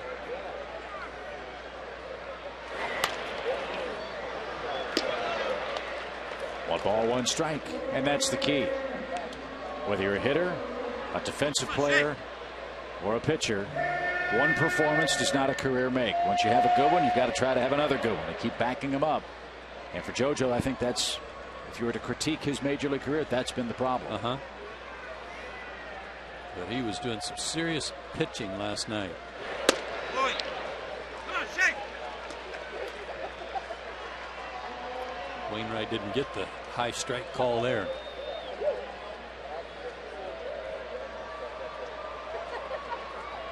What a difference there for the two teams in this situation. A lot of those hits for the Cardinals last inning added to their total. That was the old get off me ball swing right there. Yeah, and that left wrist ailment doesn't help in that situation because you really need your top hand to work, and that ball's biting in on you. He was kind of caught in between. There was a lot more bottom hand trying to get the barrel through there than there was top hand. Deuce is wild. 2 on, 2 out, 2-2 count, 5-3 game, a 2-run deficit for Atlanta. And a good eye. Boy, that didn't miss by much. Let's see how close. Broke around the plate. Now the runners can move. Francour's got to make sure that in the event of a base hit that he doesn't run up Kochman's back. He's got to keep an eye on him to see if he's going to score. There they go. Ball 4. Bases are loaded. 5 walks for Wainwright.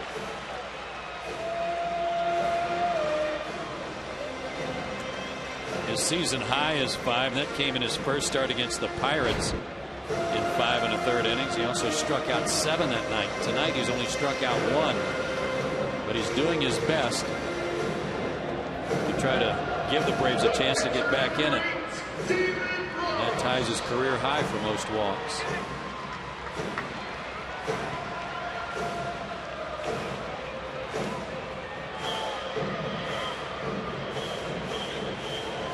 David Ross just missed hitting one out of here his last time up. Gotta make Wainwright pay for his lack of control tonight.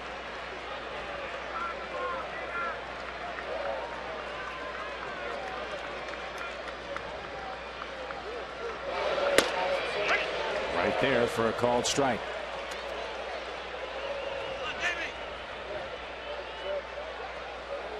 From a speed standpoint, the Braves, with the 3 guys they have on base, have them positioned perfectly. You got the fastest guy at first and the slowest guy at third.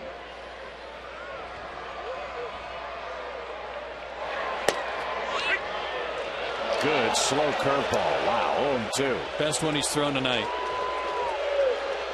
Couldn't have come at a better time for Adam Wainwright.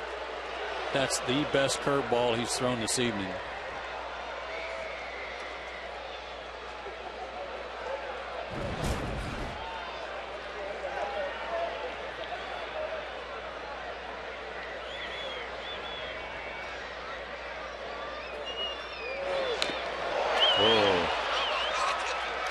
Got a piece of it. He got a piece of it. Foul ball. Molina disagrees. That was tipped. I heard the click. I don't know if that click we heard was the dirt or the glove or the bat, but I heard it too.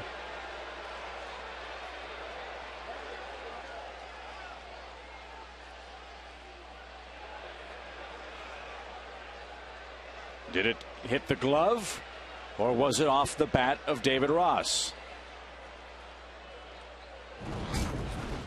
Listen.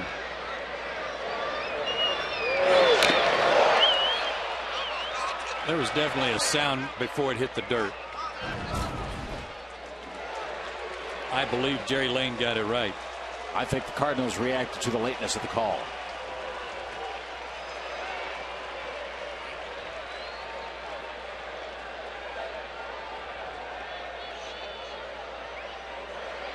So the count 0-2. Lane appeared to get it right. La Russa found the explanation to his liking. And now we're back at work. Bases loaded. Braves down a pair.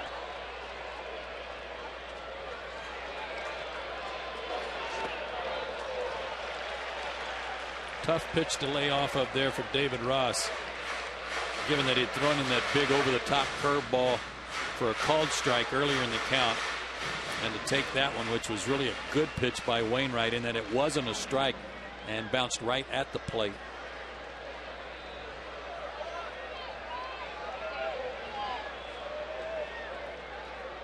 Got a double to left center. 2-2.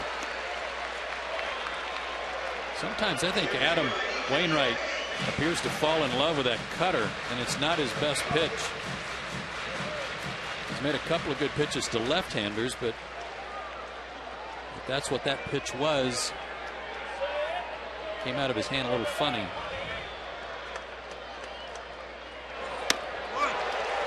Three and two. From 0-2 to 3-2.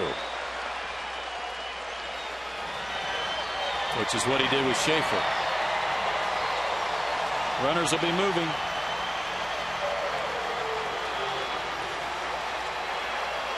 Casey Kochman, don't be in a big hurry.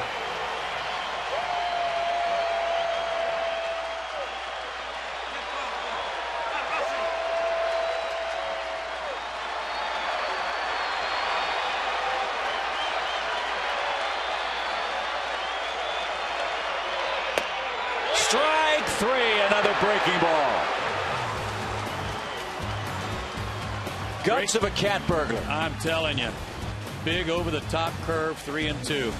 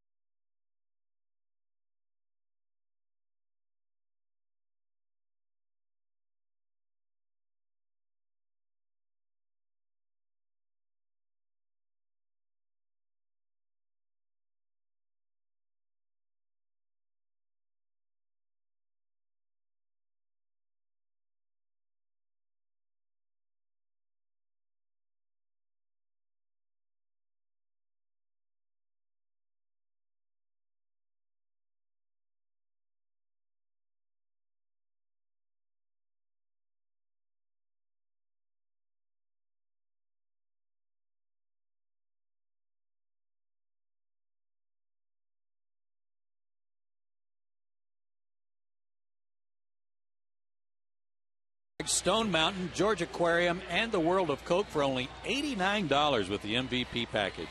That's less than $20 per park. You get tickets easy. Buy online at Braves.com/tickets. What a great deal that is. Braves still down by 2. Let that bases loaded opportunity slip. So the key here is hold the Cardinals. Get the offense back up there as Adam Wainwright's pitch count has really gone up. I think he's right around 100, maybe 101. And it'll be Molina, Thurston, and Barton up here in the 6th. Even 100, says Hal DeLima. And that was a terrific curveball. As you said, gutsy curveball, 3-2 to David Ross.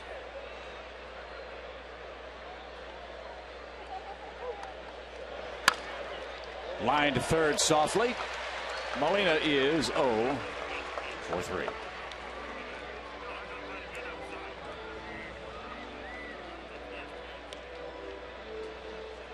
Only 75 pitches for Vasquez, but he trails by 2. And it's one bad inning. 4 runs, 6 hits in the 5th. And all the hits were singles.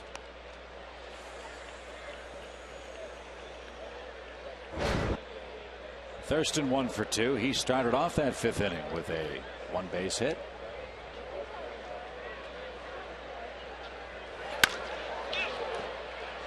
Easy fly ball to left. So far so good. 2 men are out as we check the scoreboard. Nationals lead the Phillies 3-1 now. They broke the tie with a 2-spot in the 6th inning at Citizens Bank Park. Reds 2-0 over the Astros, trying to snap that 12-game losing streak to Houston at home. Yikes. Dodgers play the Giants later on. That'll be a fun one to watch if you have the MLB package tonight, because Tim Lincecum will face Manny Ramirez at the Dodgers at some point tonight. Is Billingsley pitching that game? Stoltz, Eric Stoltz. Stoltz, okay. Billingsley went last night. He was leading. He was going to be 5-0, but I think Jonathan Broxton walked home the tying run. And an easy play for Chipper. That's a great inning for Vasquez. Send Wainwright right back to that mound at 100 pitches. But Adam leads by 2 as we head to the middle of the 6th.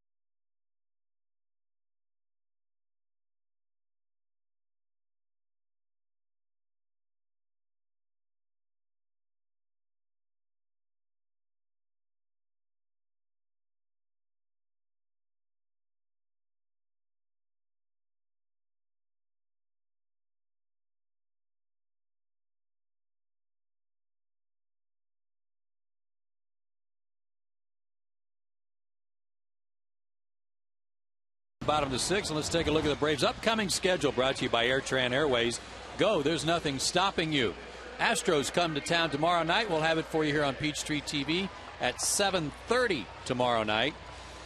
And then only on Braves Radio on Saturday, along with the Big Fox broadcast. That'll be on Project 961 on the radio at 3 o'clock beginning on Saturday. And Sunday, that'll be on Fox Sports South. That's a 1:30 start. Houston in town, or excuse me, the Mets in town Monday and Tuesday. Back with you on Peachtree TV. And we'll see Mike Hampton on Friday night. Derek Lowe will face him. Then we'll see the Mets for the first time next week. That begins a stretch of 10 straight games against the National League East. Mets, Florida, Phillies, and then the Mets again up at Citi Field.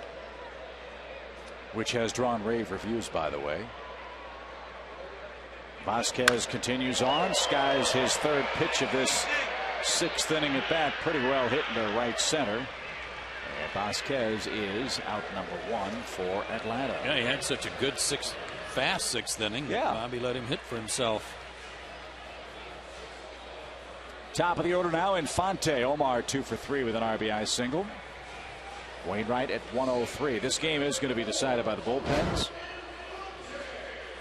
Cardinals bullpen has been erratic. That is a perceived area of weakness, at least at this point, for St. Louis. Yeah, guys are settling into roles down there. They've given up a lot of long balls. Their starters have only given up 3 homers on the year. Bullpen 11 in 66 innings.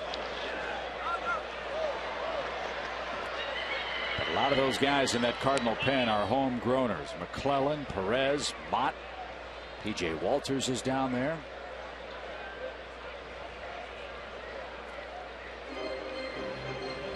Helmet switching going on there between Escobar and Infante. I don't think I've ever seen that before. Maybe Escobar grabbed it by mistake.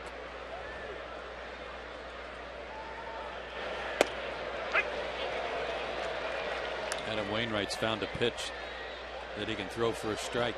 Smart of Molina to keep calling for it.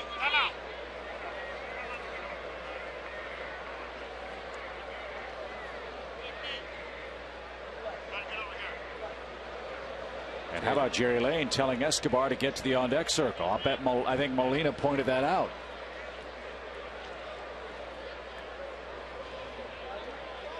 Nell has had a habit of cheating toward the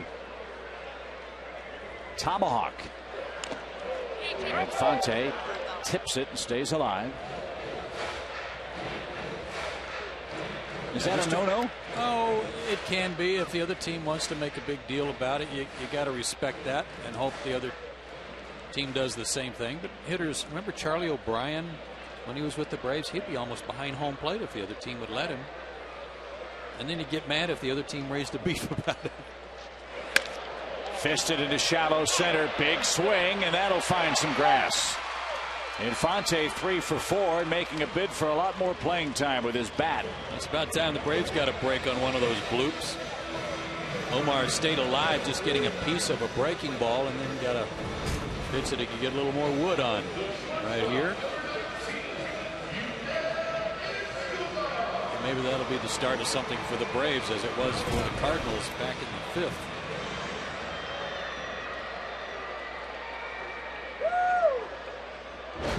Braves ran on hit and run plays in the 1st and 2nd. Schaefer has a straight steal. Let's see if Infante runs at all. With Escobar up, 1 ball, no strikes. Haugalima had that great stat for you, the ground ball fly ball ratio off the bat of Escobar.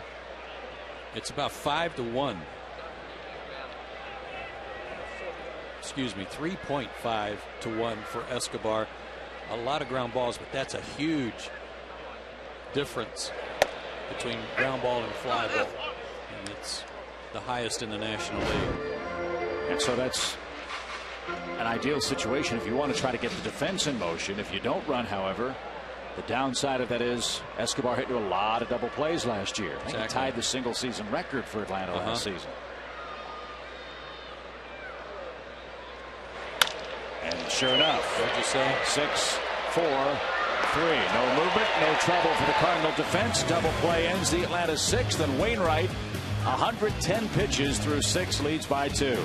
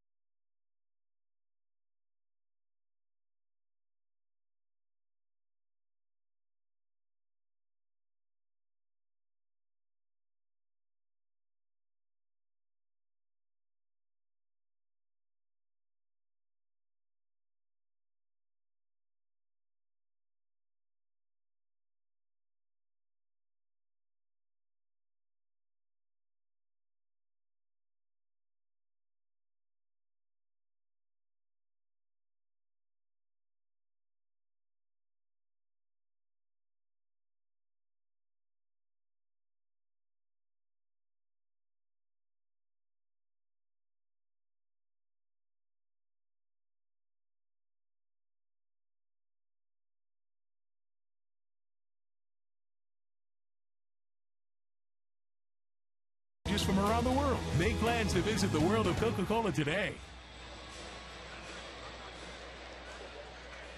Another good ball game between two very good teams. Cardinals 5, Atlanta 3.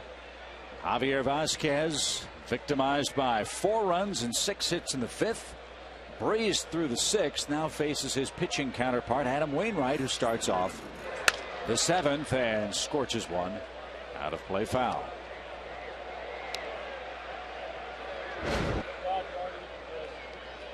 It's indicative in this day and age of pitch counts of, I think, where Tony La Russa feels about his bullpen right now. Many times in a game you'll see a starting pitcher out after 110 and a job well done in the 6th. But I'm sure he's trying to buy one more inning out of Wainwright if he can get it. Or because they have a short bench with Barton out and Ryan hurt, Wainwright has to act as his own pinch hitter here. We'll see. And that may be the case. They've got Reyes warming up in the bullpen. Remember, Khalil Green is one of the guys on the bench, and he's supposed to have a sore forearm.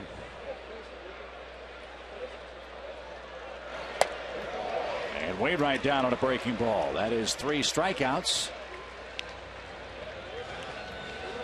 Beg your pardon, that's wrong. 3, 4, 5, 6 strikeouts for Vasquez. 3 in the last 3 innings for him. Beg your pardon. 1 away. There's Reyes. Worked here last night.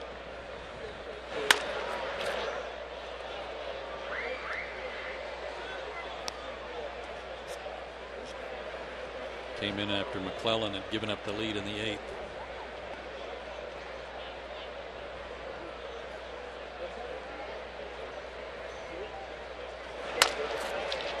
High bouncing ball to short. Barehanded in one motion. Diving try Schumacher, and that cost him an infield hit.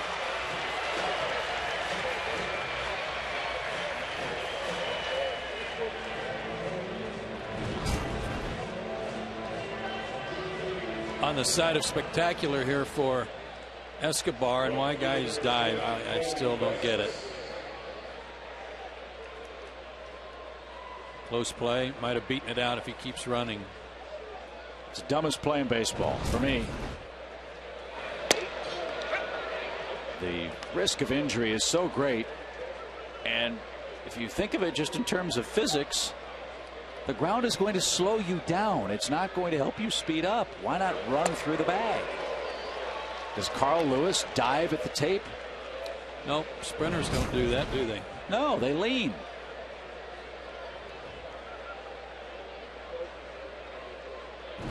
Not a smart play, and it cost him a hit.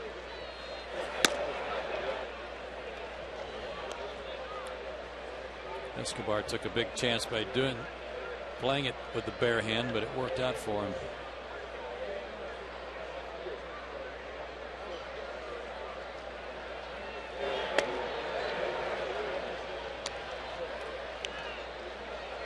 Colby Rasmus looks like he's going to be a good player, Chip.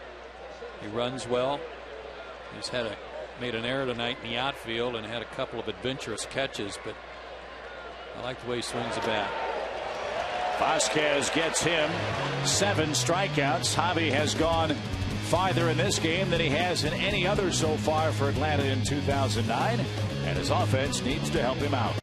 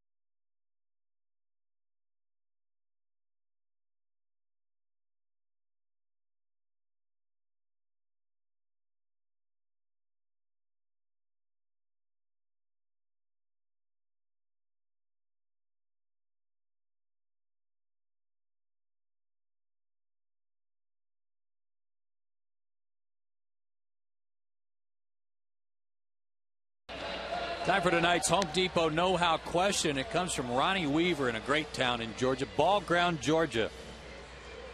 He wants to know, what does OPS mean? And Ronnie, in baseball parlance, a lot of times, most people, and Moneyball came up earlier from Chip, slugging percentage was always a very important measuring stick for a guy and how much power he had. On base percentage, usually something that was applied to guys who led off. How often were they on base? OPS is a combination of those two statistics. On base plus slugging, OPS. There's those two together. And there's a great history of Ball Ground, Georgia, that I'll tell you about in a second, as Chipper leads off against Dennis Reyes and lines the first pitch to second. 1 out. Ball Ground's in the northern part of Cherokee County. It's near the confluence of Long Swamp Creek and the Etowah River, the traditional site of Taliwa, the most decisive battle of the war between Cherokee and Creek Indians in the 1700s. Cherokee history says the conflict over territory was determined by a stickball game there. Yep.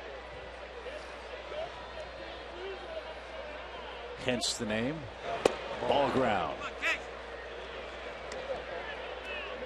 And it was a game that was more closely related to lacrosse.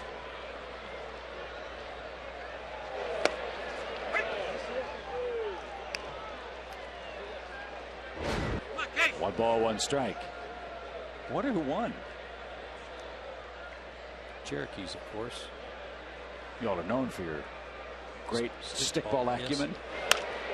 Yes. Yep. We Macedonians aren't very good at that game.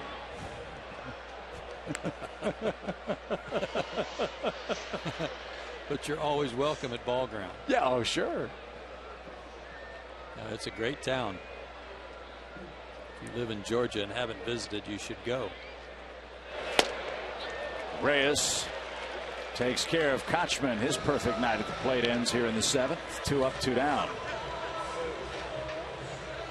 They've got Perez in the bullpen, and it looks like Reyes has done exactly what Tony La Russa wanted him to do. He's going to bring a right-hander in to pitch to Francoeur. And that right-hander is going to be the aforementioned Chris Perez, who has a big arm and is learning how to pitch in the bullpen under a man that has mastered the art of specializing with his relief corps. Tony La Russa makes a bullpen switch. And Chris Perez on to face Jeff Francoeur as this call to the bullpen brought to you by AT&T, your world delivered.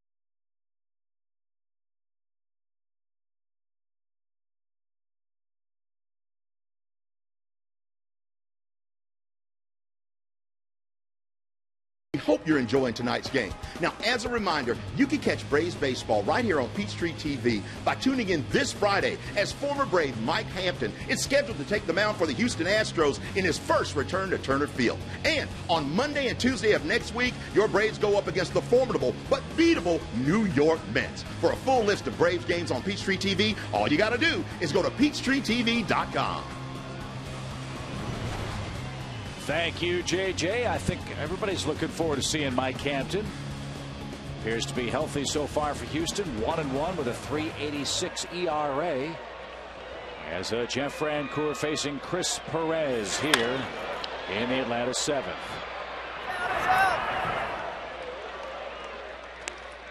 This guy can bring it. That last pitch at 94. Faced one batter 2 nights ago and struck out David Ross looking. Perez, a compensation pick by the Cardinals in the June 2006 draft when the Giants signed Matt Morris. The Cardinals got the pick and they took Perez. He's out of Bradenton, Florida.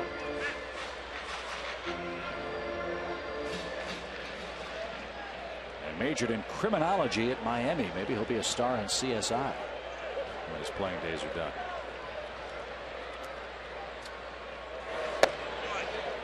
Come on, Jeff. Tough battle here for Jeff to keep that streak of at-bats without a strikeout going. He's had a good night so far. And that ball in the dirt. Wow, Reyes and Perez looked awfully good in the 7th inning. Braves down 5-3.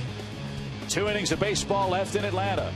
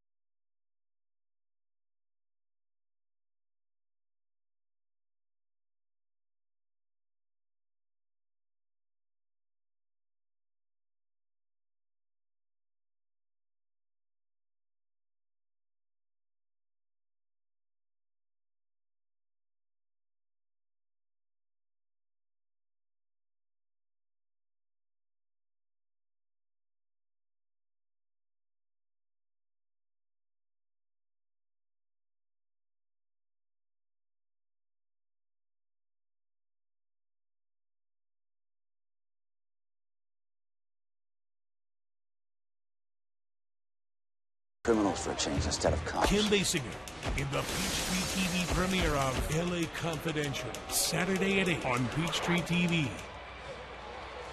We agree. We both love that movie. 2 enthusiastic thumbs up. Yeah. Who did Kim Basinger look like in her role in that movie? Veronica Lake. Veronica Lake, yes. One bad inning for Javi tonight. I'd rather talk about Veronica Lake. I know.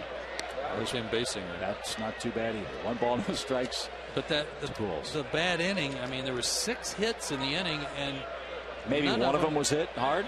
Maybe. They all look just like that. Yeah. Including Pujols, who's halfway to second. He had another one just like that in the 5th. Well, that's got to make the Cardinals feel better. Not that they were concerned about Pujols. I don't think you ever are.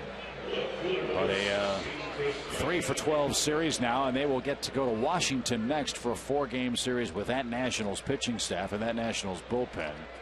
That'll make Cal McRae awfully happy. They're improved. Their starters are improved. Their bullpen's still a problem. Yeah, they're going to see Lannon, and they're also going to see Jordan Zimmerman in that series.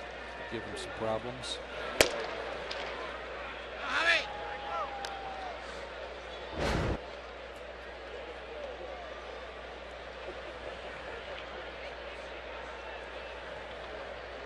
One ball, no strikes. Chris Duncan, he has an RBI single tonight.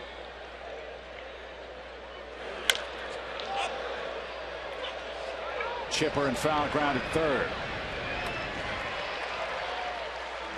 And the Braves bullpen is busy. Eric O'Flaherty, Jeff Bennett beginning to loosen.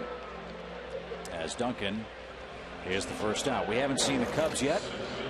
We've now seen the Cardinals 3 times. From what you've seen, is this a championship caliber club that St. Louis has put together? I think it can be if they get Chris Carpenter back healthy. They do a lot of things well. You've seen the Pirates. I like the Pirates a lot.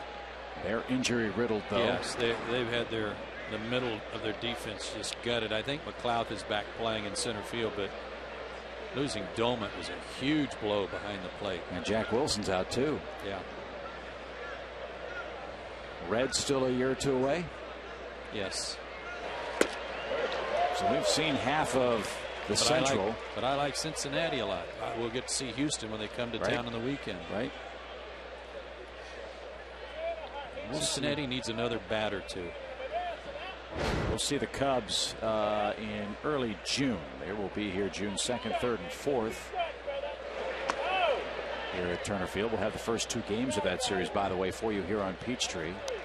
And again, many of the experts picked the Cubs to run away with the Central. They're 10-10 after 20 games and got shellacked 10-0 in Arizona today. And their bullpen's suddenly a little suspect.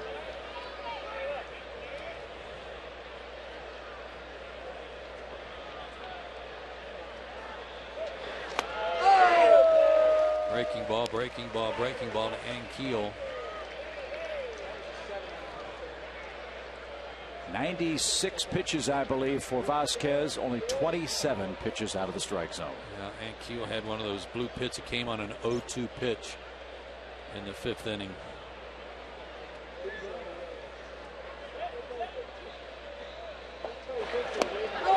And that steady diet of breaking stuff continues to befuddle Rick Ankiel, who strikes out for the 2nd time tonight. And another high strikeout count for Vasquez. That's number 8.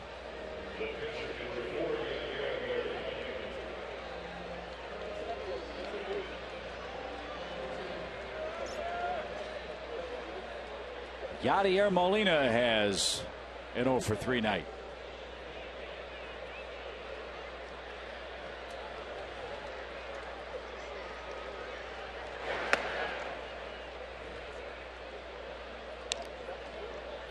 Ross liked that pitch. It was low around the knees, but a little too low for Jerry Lane. Again, he will call the high strike,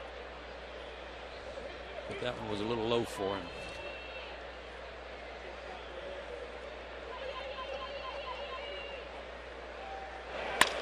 In the air to right.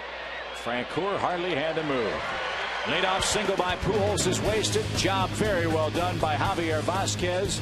99 pitches, 8 strikeouts, but he trails 5-3.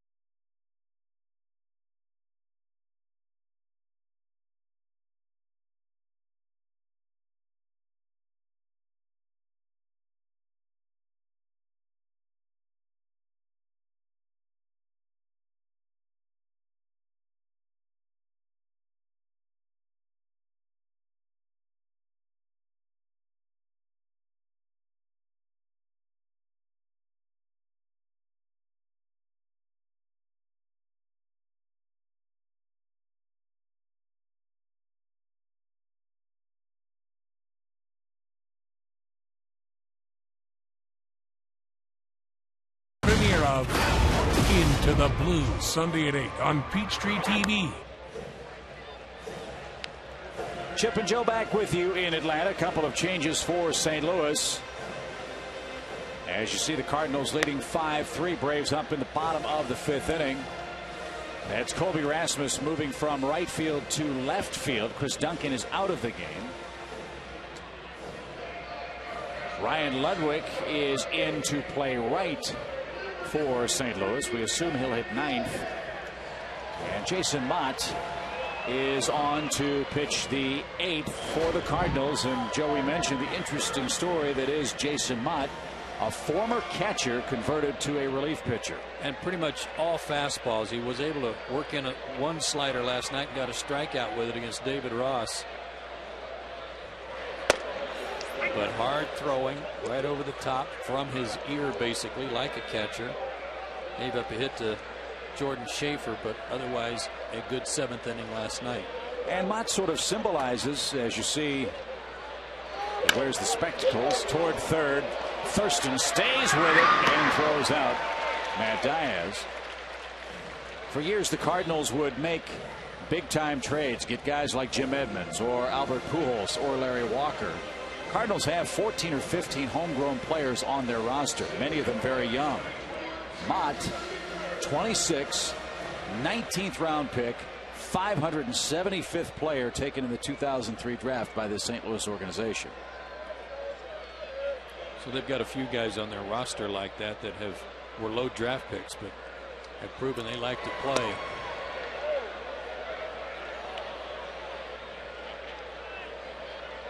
Chris Perez has been so impressive. Just facing 2 batters in 2 different games in this series and striking them both out. And I'm surprised he didn't at least start this inning. And Mott began his conversion to a pitcher in 2006. Hasn't taken him long at all, has it? No. And the reason they converted him, he hit a .191 in the minor leagues. A little Troy Percival look with those glasses. That's a good feeling, isn't it? Yeah. Relief pitcher throwing 100 with glasses on.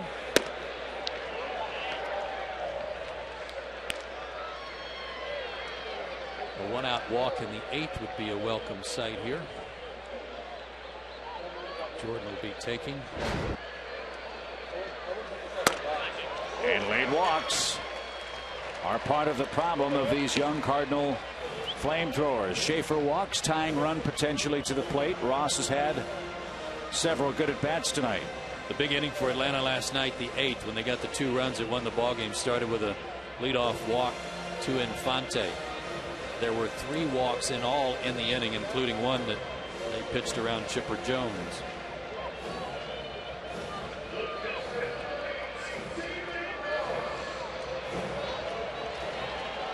So this will be an interesting conversation or a confrontation. You've got 3 catchers or former catchers facing off here.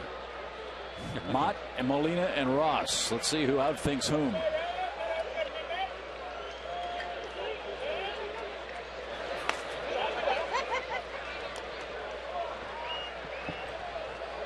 Chipper Jones led off and lined out in the 7th. That means at least one batter has to reach and not get retired in order for him to get another at bat in the 9th inning. It'd be nice if he got to bat this inning. I'd like to see him come up with the game on the line. Largest crowd of the series here tonight, 19,127.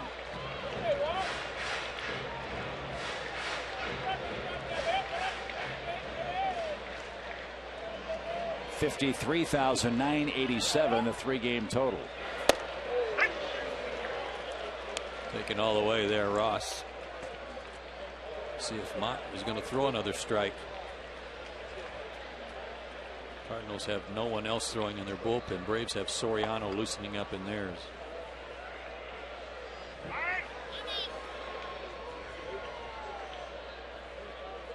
Their bullpen has walked 6 batters in the 8th inning of this series.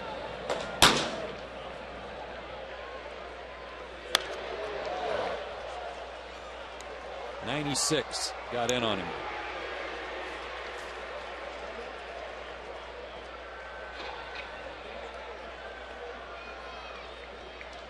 And they struck him out on a slider because everything else had just been fastball, fastball, fastball last night. Let's see if they try a slider here with the count 2-2.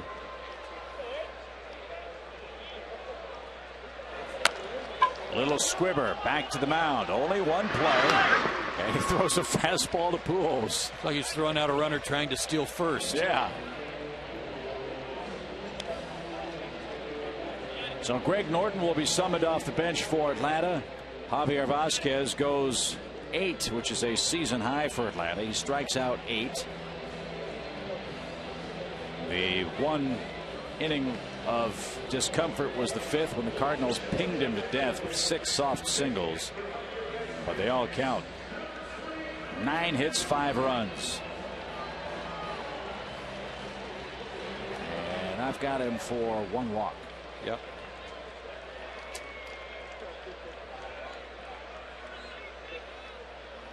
Norton's off to a slow start by comparison to last year's numbers, but a pinch hit single here would be a welcome thing just to get it down to a 1-run game.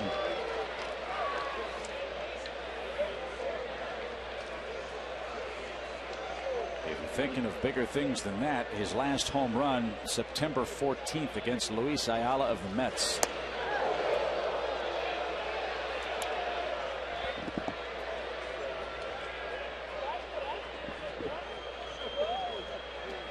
And it is a big difference psychologically between a 2-run deficit in the 9th and a 1-run deficit. No question. Get it down to 1. There are a lot of things you can do to try to get that 1 run in, or 1 guy around and in. Trying to stay down and in on Greg, that's for sure. Leave one on the inner third to him that's down a little bit, and he'll golf it out of here.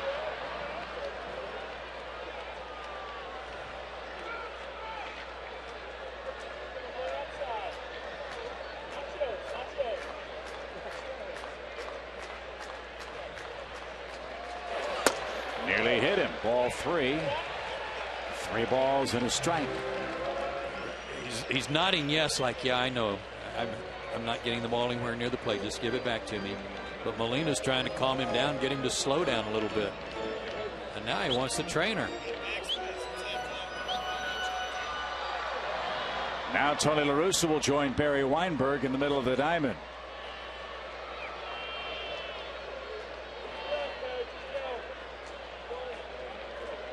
Whatever it was that Molina sensed, Mott's saying he's okay. So Mott tells Barry Weinberg, the trainer. Weinberg relays that information to La Russa. And we'll see if Mott requires a couple of precautionary throws. Now another word for La Russa. Jerry Lane turned his back. We'll see if they charge a visit to La Russa in this situation.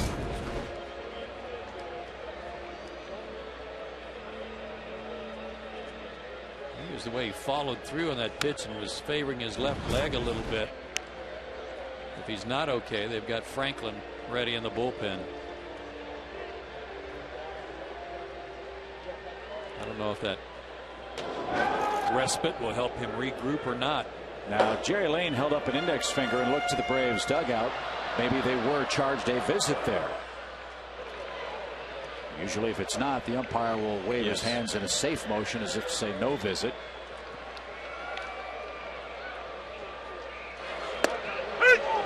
Norton thought it was high. Full count with 2 outs. He just threw a batting practice fastball in there, it looked like then. I don't know if that was a breaking ball or not. No, it was a breaking ball, but a high one. Didn't have a lot of spin on it.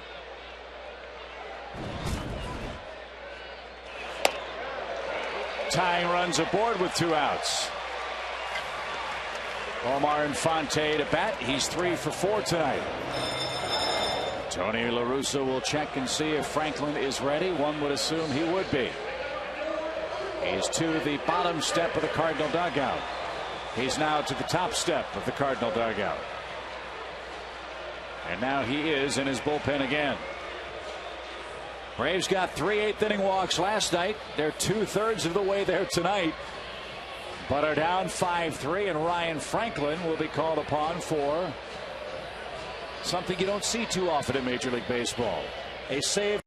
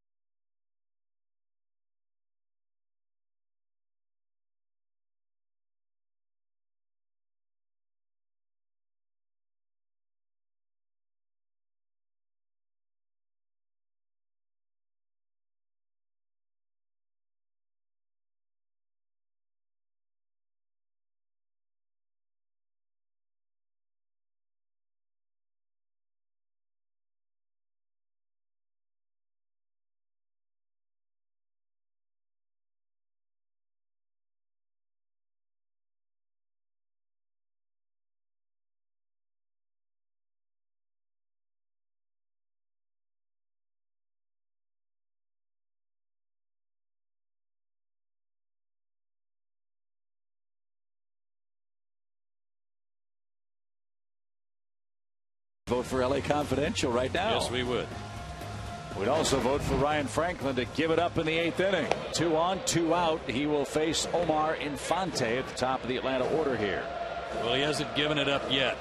No earned runs allowed so far by Franklin. 9 strikeouts in his 9 innings of work.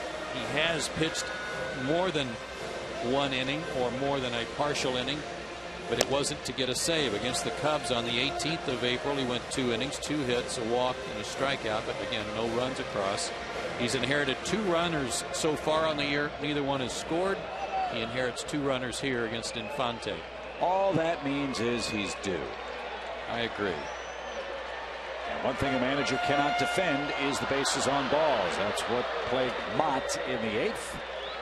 Now we'll see if Infante can pick up a 4-hit night tonight and pick up Jordan Schaefer, who stands at second. Greg Norton walked and stands at first. 2 outs.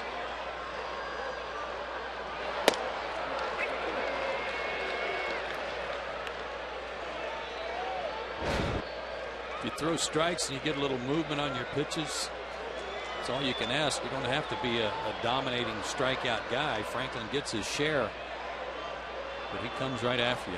Very few walks. Line caught at second by Schumacher. A humpback line drive with a lot of topspin, and it died into the glove of the Cardinals second baseman.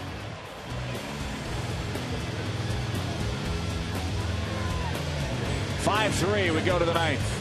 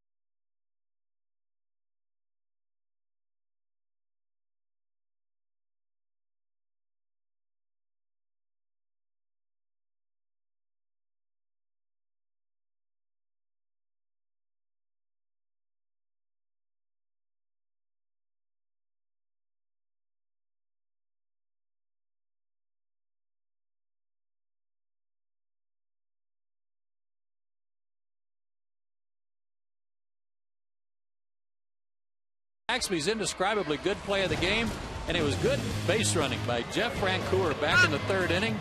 Saw this ground ball to third, a long throw across, so he advances with good hustle from 2nd to 3rd, and then a couple of pitches later, a wild pitch, and he's able to slide in for the Braves' 3rd run of the night. That was some terrific, in some cases, some people would say the sensational play of the game. And don't forget, the Zensation salad is back at Zaxby's, a flavor so unique it demanded an encore.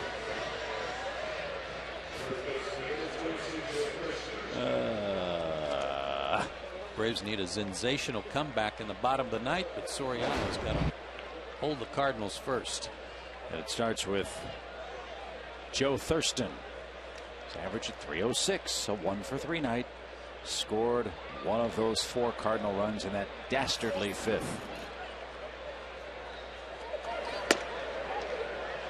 I've been known as Joe Thirsty when I've gone to Zaxby's before. When you get a good meal and top it off with a nice tea. Yeah.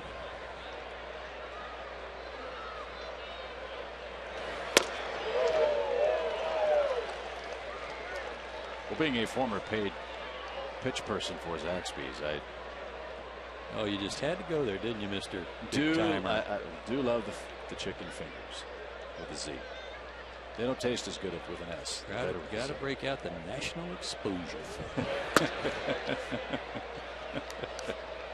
Some might say it was overexposure. Trust me. I haven't had the sensational salad, though. It's got a little. Or did I say salad? Yeah. I meant salad. Salad. That's different than the salad, right? Yeah. I think it's supposed to have a little Asian flair to it. Yeah. Spicy. Zen being zest. Zest? Yes.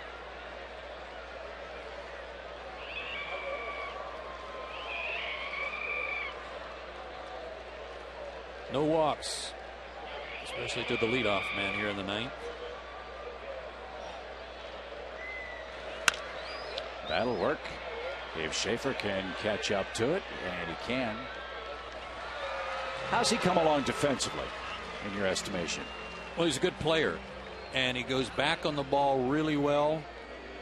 I think as he gets more comfortable with his home ballpark, and once he learns the parks on the road, I think he'll have the ability to play a little shallower than he's been playing. If there is a suggestion from coaches and from others, it's that he learned that he can't catch everything that's hit over his head, and he's got to be willing to play and concede some balls off the wall and concede a double instead of chasing them all the way to the fence and then having to chase them back toward the infield that turn into triples. Most players play as a mirror of their personality. I would assume that Jordan Schaefer's personality is an aggressive player. I think it is, and I think it will be. I just think that it's something that at this level, the difference between playing the outfield in these ballparks compared to the minor leagues is literally night and day because of the background, the height of the stadiums. Sometimes having a little hard time seeing the ball off the bat because of the shirt sleeves behind home plate. And he's pretty shallow here for Barden. And the idiosyncrasy of this park is no backlighting, no lights behind the outfielders, and that makes the ball look what? Dark on his side. The side he's seeing is going to be dark. It's going to be kind of gray compared to the side that we see that's well lit and very white. Barden came on in the 5th inning when Brendan Ryan strained a hamstring. He came on with 2 strikes, singled in that 5th inning, the 2nd straight hit for the Cardinals, and he too scored as part of that 4-run 6-hit effort against Javi Vasquez, who again, 1 bad inning, but they all count, sadly, and he's on the short end of a 5-3 decision right now. Soriano comes in throwing smoke, 2 outs. And we'll get a look at Ryan Ludwig.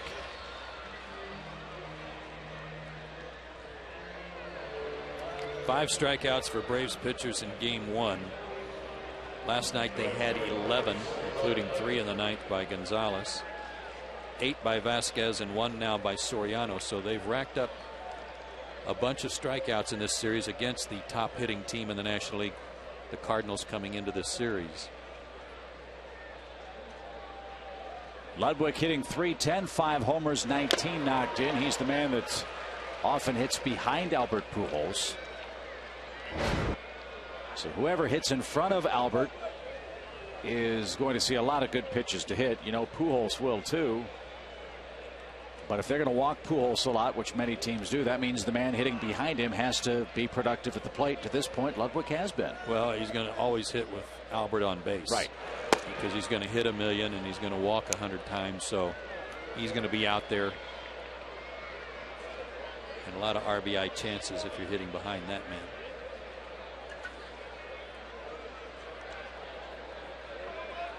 Braves have stopped Molina's 12-game hit streak tonight. That's the good news. Bad news, Cardinals are up 5-3. And now they're down to their last strike in the 9th inning. In the bottom half of the inning, the 2, 3, 4, 5 hitters scheduled for Atlanta. We assume Franklin will continue on and try to close it out.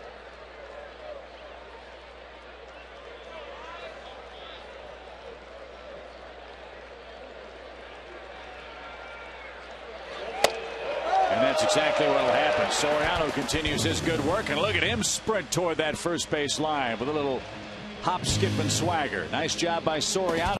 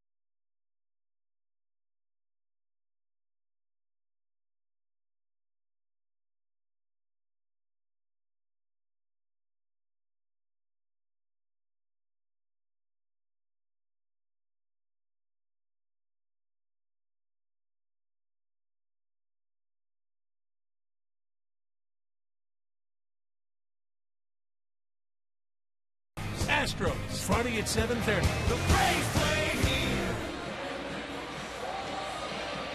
Well, the Braves have a shot with the heart of their order due up against Ryan Franklin, who tries to nail it down for Adam Wainwright and the Cardinals. Coming into Major League play tonight, there have been 143 saves registered in baseball.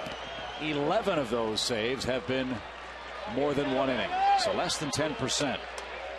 And that's what Franklin's going for here tonight. He got Infante to line out to end the 8th. Now Escobar to work with an 0 for 4 collar tonight. Good idea to take that first one, see if he's going to start the inning by throwing strikes. Little dribbler charging Barden. Gloves and gets his man by a step.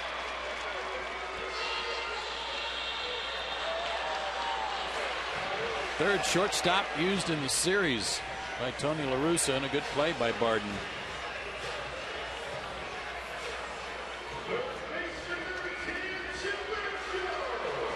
Chipper walked 4 times last night. He is 0 for 4 tonight. And 1 for 4 in his career against Franklin.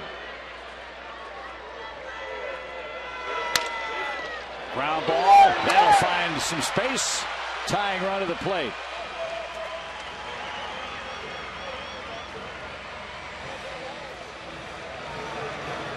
Smart at bat for Chipper Jones. He knows the closer's trying to throw a first pitch strike, and he just guided it through the right side. Yeah, you'd much rather see him come up there with a chance to tie the game, but he does get something started here and brings the tying run to the plate.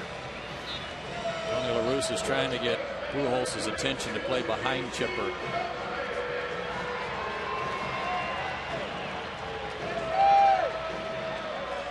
Chipper's run means nothing, but Kochman,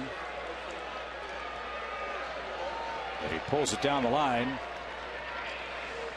Different story if it's a 1-run ball game. They don't have the luxury of playing behind Chipper. High towering fly ball to left. 2 outs. That's why that 1 run that they could have picked up in the 5th inning when they loaded the bases would have helped. Having a couple on last inning, if you just get 1, that would have helped.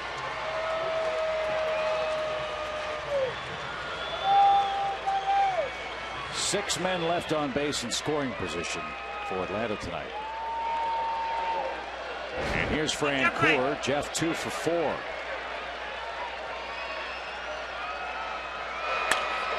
Well, they've got Pujols holding him on now without a left-handed hitter up there. And part of the reason for that is guarding the line. If you're going to guard the line, might as well hold him on. that sign that Tony La Russa was saying to Joe Thurston with the motion to his neck and two. He was saying no doubles. Guard the line.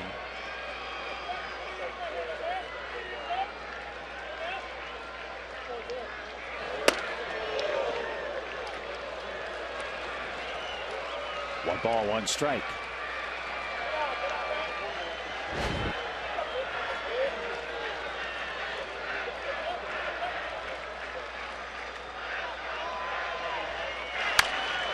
High fly ball, long run. Ludwig still coming, can't get there, and Francoeur gets another swing. Chip, I think with, at least from, I would say from scouting reports, advanced scouting reports on Jeff Francoeur, everybody acknowledges that he's made some real good improvements in his season from last year and adjustments at the plate. But his willingness to go to right field and hit the ball to right center has almost said to opponents, okay, we'll pitch you out there and you can hit the ball to right field. We just don't want to make a mistake inside that you might turn on and hit out, because I don't think they think he can hit the ball out to right field. They're coming in here, and Jeff fouls it away. Yeah, the Cardinals, their attitude is, I'm sure, you want to hit a single to right? Go ahead. Yes, I think that's by and large what a lot of teams are saying. They just give him something to see inside, more or less keep him honest, but they're not pounding him inside inner third like they did last year and going up the ladder up and in like they did. Golfed foul. That was almost a huge mistake by Franklin. I don't know if you saw Molina. He wanted that ball in the dirt, and he left the breaking ball up a little bit. Molina's tapping the ground there with his glove, and Jeff went down there and almost kept that fair.